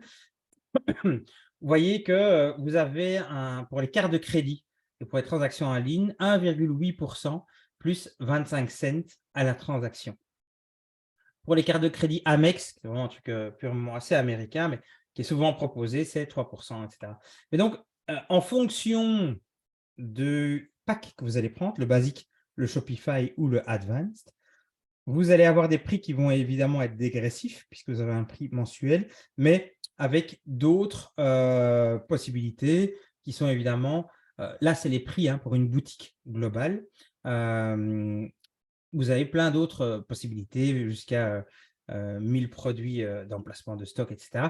Vous voyez toutes les caractéristiques, mais sur la partie paiement, juste paiement, vous allez être à 1,8% plus 0,25 pour les cartes de crédit européennes pour vos transactions au maximum. Okay. Puis en fonction du pack, on va descendre jusqu'à 1,4%, ce qui correspond plus ou moins, hein, je vais juste remonter, Pauline, à ce qu'on a vu Aux terminaux. aux terminaux, effectivement. Je suis d'accord avec toi. Alors, on peut aussi inclure Payconic comme moyen de paiement. Mais vous voyez que ça, c'est Viva Wallet. On est à 2,7, donc on est en dessous de Viva Wallet.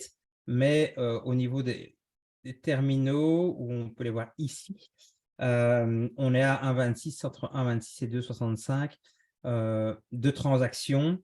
Petite question, Jean-Philippe.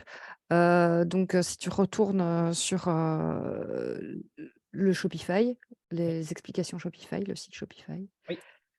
Je vois qu'il n'y a dans les Shopify paiements que les cartes de crédit Oui, il n'y a pas Euh, débit.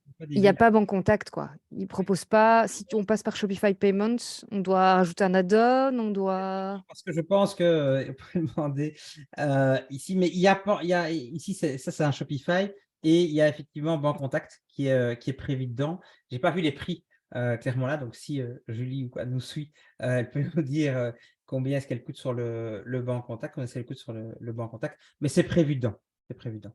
Et Shopify vous propose leur solution, mais vous pouvez aussi passer par toutes les autres passerelles, hein, tous les PSP. Quand on fait ça. Donc, on a vu ensemble, alors c'est peut-être un peu petit encore, Pauline, je suis d'accord, mais on a vu Worldline, Online Payment, Mhm. on a vu Molly, OK, Banque Contact. Donc, vous pouvez vous connecter avec ces PSP-là en voyant si ils répondent plus à vos besoins. Ils seront, à mon avis, un peu plus chers que l'intégration via Shopify parce que eux, évidemment, vont essayer de casser les prix pour qu'on utilise plus souvent leur technologie. Et donc, c'est une possibilité. Et petite chose, petit raccord avec le début du webinaire, c'est que Shopify, et je n'ai aucune action chez eux, mais propose aussi une possibilité de paiement en magasin. Et donc, Avec une caisse enregistreuse, enfin, ouais. exactement. Et donc, c'est une société qui s'est lancée dans le pur e-commerce, mais qui se rend bien compte qu'aujourd'hui, les clients sont omnicanaux, donc achètent en ligne et en magasin, et donc propose aussi un paiement sur PDV, point de vente. Hein, c'est le PDV intégré, et donc ça s'appelle la solution PDV chez Shopify. Il n'y a rien à faire. Je viens d'avoir une réponse pour Banque Contact sur Shopify. Et effectivement, les clients peuvent payer avec Banque Contact uniquement lorsqu'ils se trouvent en Belgique et qu'ils font un paiement en euros. Donc, vous devez vous assurer que votre boutique accepte les euros. Et si vous ne vendez pas encore en Belgique, vous pouvez configurer ça dans Shopify Paiement. Donc, Banque Parfait. Contact, c'est vrai que c'est peut-être certainement typiquement belge. Je sais qu'en France, payer par QR code, ça se fait beaucoup moins. Donc, nous, on a des facilités de paiement, je pense. En fonction de vos analytiques, hein, et on l'a vu lors d'un webinaire, voir d'où viennent vos clients. Et donc, en fonction d'où viennent vos clients, réfléchissez à quelles cartes ont vos clients, quelles sont Mmh. leurs habitudes, et donc proposez leurs habitudes. Ça sera plus intéressant pour vous parce qu'il faut se mettre à la place du client toujours. Alors, donc, on a vu cette intégration avec Shopify. Je vous ai aussi mis un comparatif, hein, PayPal, IP, Stripe, Molly, etc. Dans les slides, on ne va pas les passer en revue, mais je vous en ai mis quelques-uns. J'ai mis quelques comparatifs pour vous donner des idées de prix. Il y a Revolut aussi, il y a Square, qui est une solution qu'on avait déjà montrée pour créer des sites web. Ils ont tous des offres de paiement. Je pense que celle-ci, mais je vous ai mis en bas le lien, comme ça vous avez chaque fois les liens. Je vous ai mis ce que je vous ai montré sur Shopify tout à l'heure avec les coûts par transaction. Donc, sachez que quand vous vendez en ligne, quand vous allez faire, évidemment, si vous êtes e-commerçant, vous allez faire du paiement en ligne, vous aurez des frais à payer par transaction. Ils seront aux alentours de 1 à 2% en fonction du PSP que vous allez choisir. C'est ça qu'il faut vous dire. Alors, il nous reste une vingtaine de minutes. On va essayer de le faire un peu plus court, mais une vingtaine de minutes pour regarder un peu les mentions légales d'un site. Et ce qu'on va faire, c'est qu'on va le faire de manière un peu sympa. Et je vais vous montrer un site qu'on va parcourir ensemble et voir un Et petit j'ai lancé aussi le WooClap où vous pouvez répondre. J'attends que vous répondiez un petit peu, je donnerai la réponse à Jean-Philippe. Est-ce que vous pensez que votre site est en ordre au niveau légal? Et donc, on va aller voir un site qui est fait pour ça, en fait, qui est vraiment fait pour On va aller ça. voir un site qui est fait pour ça, qui va nous montrer tous les aspects légaux. Alors, est-ce qu'il évolue, etc. Mais en tout cas, moi, je vais vous donner tous les gros éléments qu'il faut avoir sur votre site d'e-commerce pour être sûr que vous n'allez pas être rattrapé par la brigade d'antifraude qui contrôle tous les aspects légaux des sites de e-commerce. Ce sont tous les éléments dont vous devez faire attention. Je vais vous donner un petit site. Vous allez contrôler avec ce site-là si vous êtes en ordre. Et si vous ne l'êtes pas, mettez-vous en ordre. Comme ça, vous êtes sûr que vous ne serez pas un jour rattrapé par cette brigade. Alors, pour info, dans les votants sur WooClap, Oui. 64% estiment que leur site est en ordre au niveau légal. C'est en ordre. 9%, 8% non. Et j'ai ajouté une réponse peut-être. Genre, on a fait quelque chose, mais on n'est pas sûr que ce soit OK au niveau légal, ce qui est tout qui soit bon. Et donc là, ceux qui ne sont pas certains, ça s'élève à 38%. Oh, on va contrôler, hein, on va directement aller contrôler tous vos sites pour s'assurer que vous êtes en ordre. Alors, regardez déjà en bas de page, il faut les conditions générales. C'est un des éléments importants Si on vend sur le site, conditions générales de vente. sur le site. Mais ici, je prends évidemment des Ah oui, Enchant Tourneur, tu nous avais montré qu'il vendait tout à l'heure. Alors, on va regarder un petit peu dans les grandes lignes, qu'est-ce que vous devez avoir pour être en ordre. Et le site que je vais vous donner, je peux vous le mettre même dans le chat si vous désirez. Je vous le mets dans le chat. Merci. C'est infoshopping.be.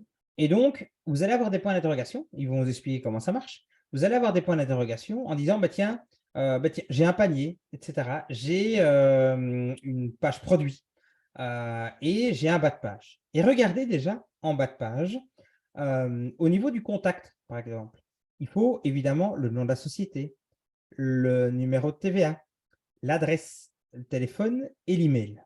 Très important. Et quand vous cliquez sur l'infobulle, on va vous dire qu'est-ce qui est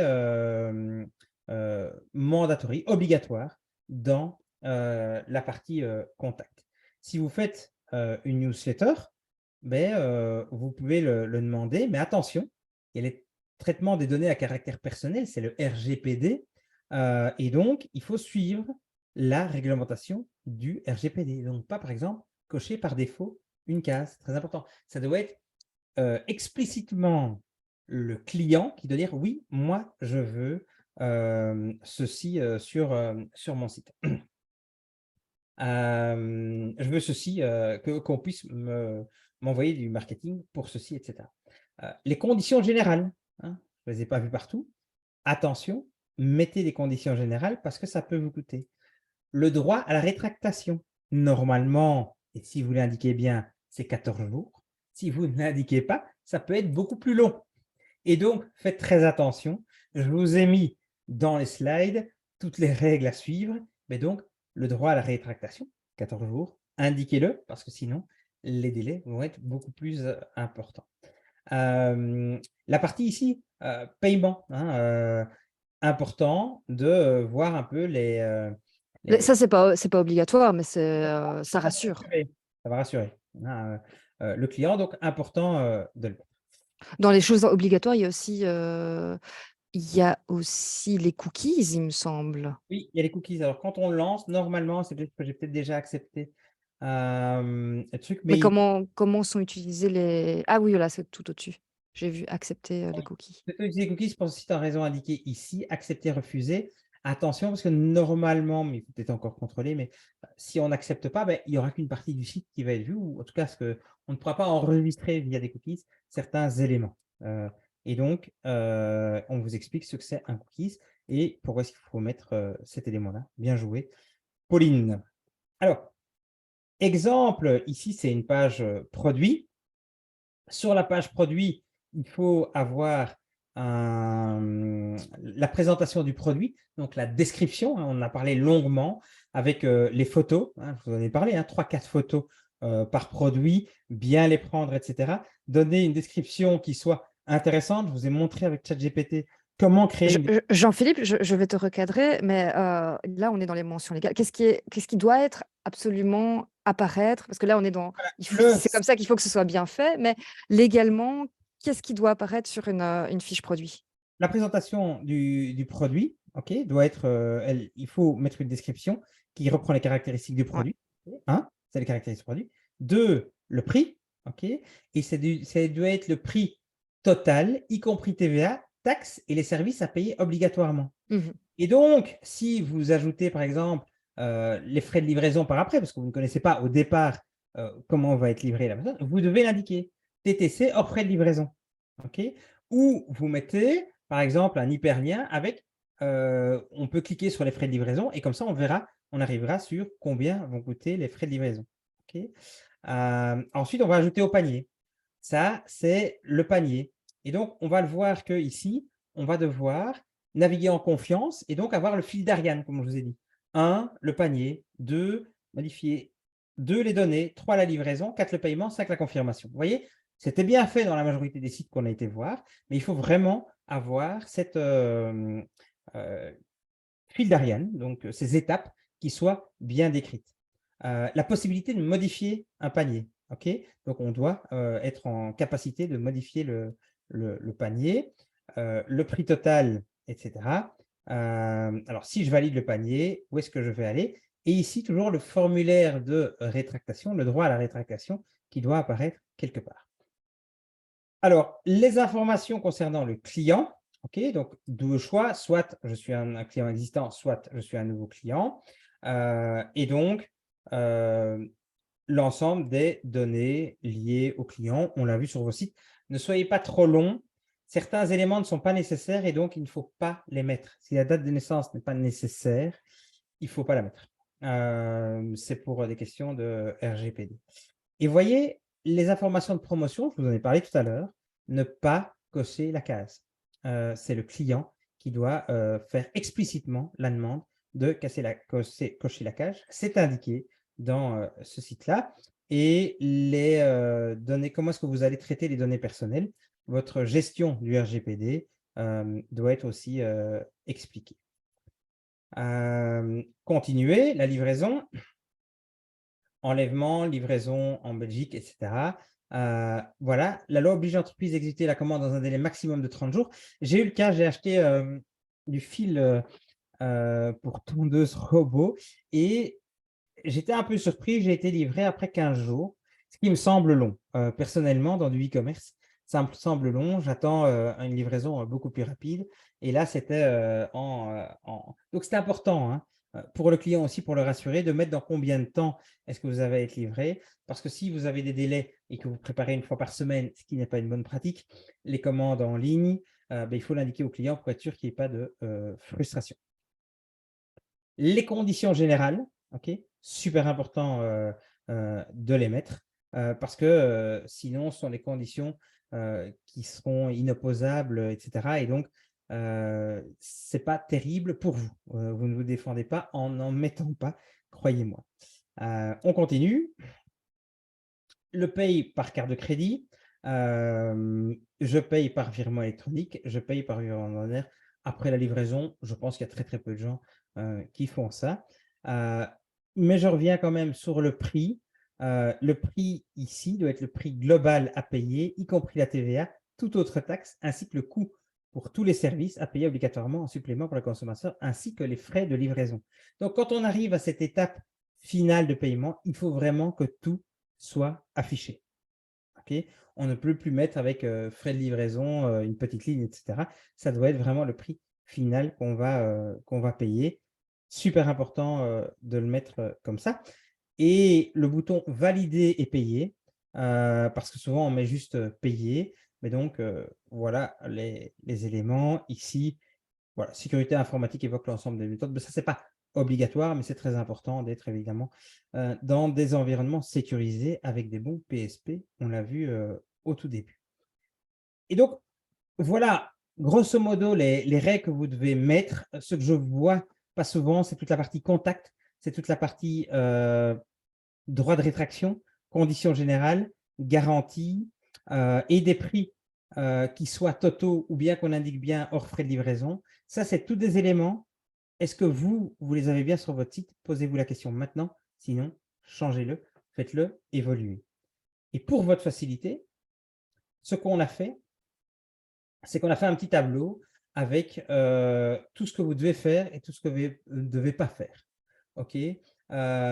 Commande avec obligation de paiement.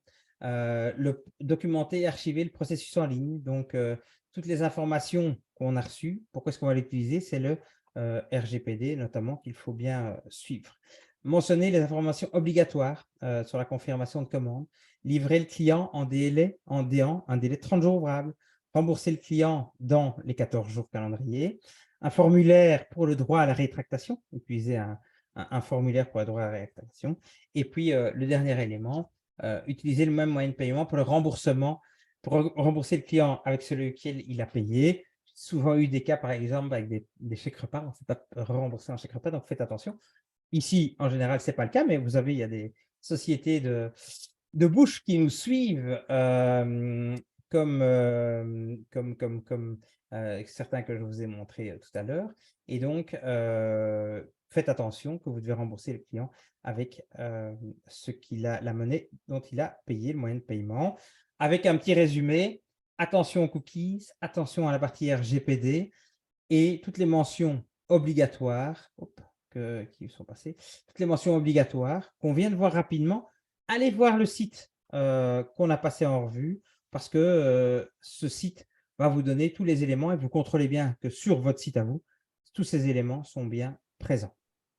Petite question, est-ce que, donc c'est une question de Jacqueline, est-ce que ces conditions générales de vente s'appliquent-elles aux locations d'hébergement touristique?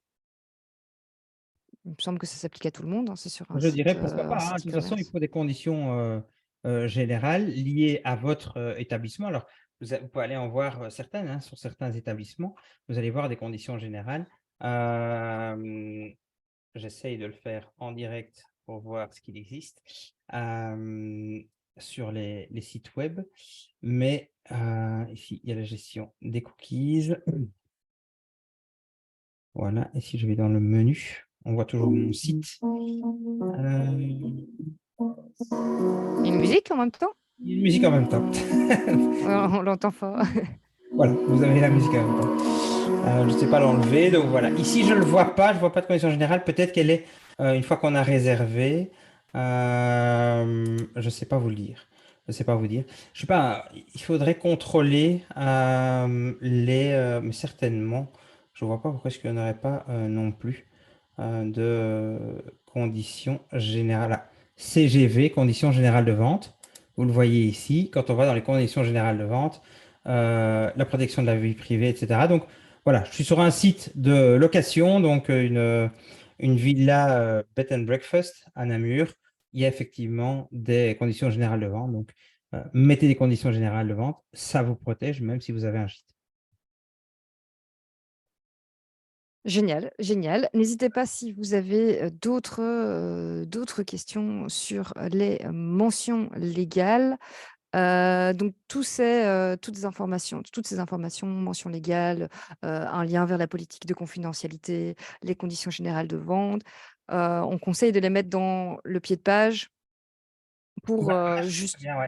pour justement qu'ils apparaissent sur toutes les pages. Si on met ça sur le pied de page, ça se met sur toutes les pages et donc c'est beaucoup plus facile. Vous le mettez à un endroit, ça ne doit pas se retrouver, voilà. Quand c'est dans le pied de page, ça se retrouve sur toutes les pages d'office. Exact. Est venu le moment de vous poser les questions. Est-ce que ce webinaire vous a plu? Est-ce que vous avez surtout appris des choses? C'est la question du WooClap qu'on vous pose à l'instant. On va passer dans la petite enquête de satisfaction. C'est aussi le moment pour vous dire, ne vous inquiétez pas si vous n'avez pas pris le temps de noter les infos, les liens. Vous recevez les slides et il y a même davantage dans les slides que ce que vous avez vu aujourd'hui. Vous allez aussi recevoir le replay et les replays des autres webinaires se trouvent déjà sur la chaîne YouTube. Celui-ci sera mis sur la chaîne YouTube plus tard, dans une semaine, mais vous allez, vu que vous êtes inscrit, vous allez le recevoir demain. Donc, voilà pour les webinaires. Aussi, petit point sur l'agenda. Le dernier webinaire de la saison, on va reprendre dès septembre, mais le dernier webinaire de la saison était prévu pour début mai. La date va être reportée en juin. On vous contactera. Si vous vous êtes inscrit, ne vous inquiétez pas, vous allez être contacté pour une date, pour vous mentionner la date de la vente en B2B. Donc ça, ce sera le prochain webinaire. On s'excuse de ce report de date. Ce n'est vraiment pas de notre volonté, donc ne vous inquiétez pas, c'est juste reporté. Alors, pour s'inscrire, vous allez sur le site du SNI, sninet.be. Vous avez un onglet formation et vous avez les inscriptions au prochain webinaire et vous avez aussi les liens vers les replays. Les replays sont aussi sur la chaîne YouTube, le lien est dans le slide. Vous avez aussi les ateliers de l'IFAPM, donc ça, c'est des ateliers en petits groupes. Et n'oubliez pas, les Digital Days, les prochains auront lieu à Liège le 22 mai. Alors, regardons un petit peu, est-ce que vous avez acquis de nouvelles compétences au cours de cet atelier? Oui, c'est génial. Et alors, une Oui. autre question, où là, vous notez différents aspects du webinaire, la satisfaction générale. Est-ce que c'est adapté à vos besoins de commerçants indépendants? Est-ce qu'il y a eu assez d'exemples, d'explications? Est-ce que le rythme était bien, suffisamment soutenu, pas trop rapide, pas trop lent? Est-ce que la longueur était adaptée? Mettez plein de N'hé likes, hein, parce que sinon, c'est nous qui on se fait taper sur les doigts tous les deux avec Pauline. Donc, mettez plein de likes, comme ça, après, on continue ensemble. Voilà, mettez plein de likes et n'hésitez pas non plus à, vous abonner à la chaîne YouTube pour les replays et à liker la page Facebook de Digital Commerce, pardon. Et si vous avez des questions, vous avez toujours, l'adresse email pour poser, vos questions à Digital Commerce. Il me semble que c'est info@digitalcommerce.be. Donc n'hésitez pas à poser vos questions. Jacqueline, faisait donc, je vois que il y avait la question de Jacqueline qui elle complétait sa question. Elle disait que c'était par rapport aux conditions de vente. Donc ça, oui, c'est toujours important de les mettre. On les a mis. Et merci à vous aussi, hein, pour les interactions sur le chat. C'est important aussi que vous donniez vos interactions. Vous vous connectiez sur LinkedIn, etc. pour nous suivre. De vous connecter sur la chaîne YouTube pour revoir les replays. Super intéressant. Donc, ça, il ne faut pas hésiter. C'est offert, donc profitez-en. Exactement. Merci beaucoup pour vos interactions, pour vos infos dans le chat, pour vos partages d'expériences. C'est toujours intéressant pour nous, pour ceux qui suivent ce webinaire également. Donc, n'hésitez pas à venir en live. C'est toujours hyper instructif. Donc, voilà, voilà. Et je vois que Sandra a remis tous les liens vers les différentes pages qu'il faut liker. Évidemment, évidemment, Jean-Philippe, j'espère que tu les as tous likés. Ouais. Je vois Frédéric, like. Christine, Massimo, Tond, merci beaucoup à tous. Merci beaucoup à tous. Merci Sylvie, Elodie, Anaïs. Merci et on espère vous retrouver au prochain webinaire. Merci Jean-Philippe, toujours pour tous Oui. tes exemples, tes analyses des sites en live et aussi préparés, parce que tout ça, on regarde qui s'est inscrit, on va voir vos sites et on essaie d'adapter au mieux la présentation. Donc, n'hésitez pas à liker et à mettre des bonnes notes à notre bulletin sur WooClap. Passez À une la bonne prochaine. soirée à tous et à toutes. Bonne soirée Jean-Philippe, bonne soirée les webinautes et à la prochaine. À la prochaine. Au revoir.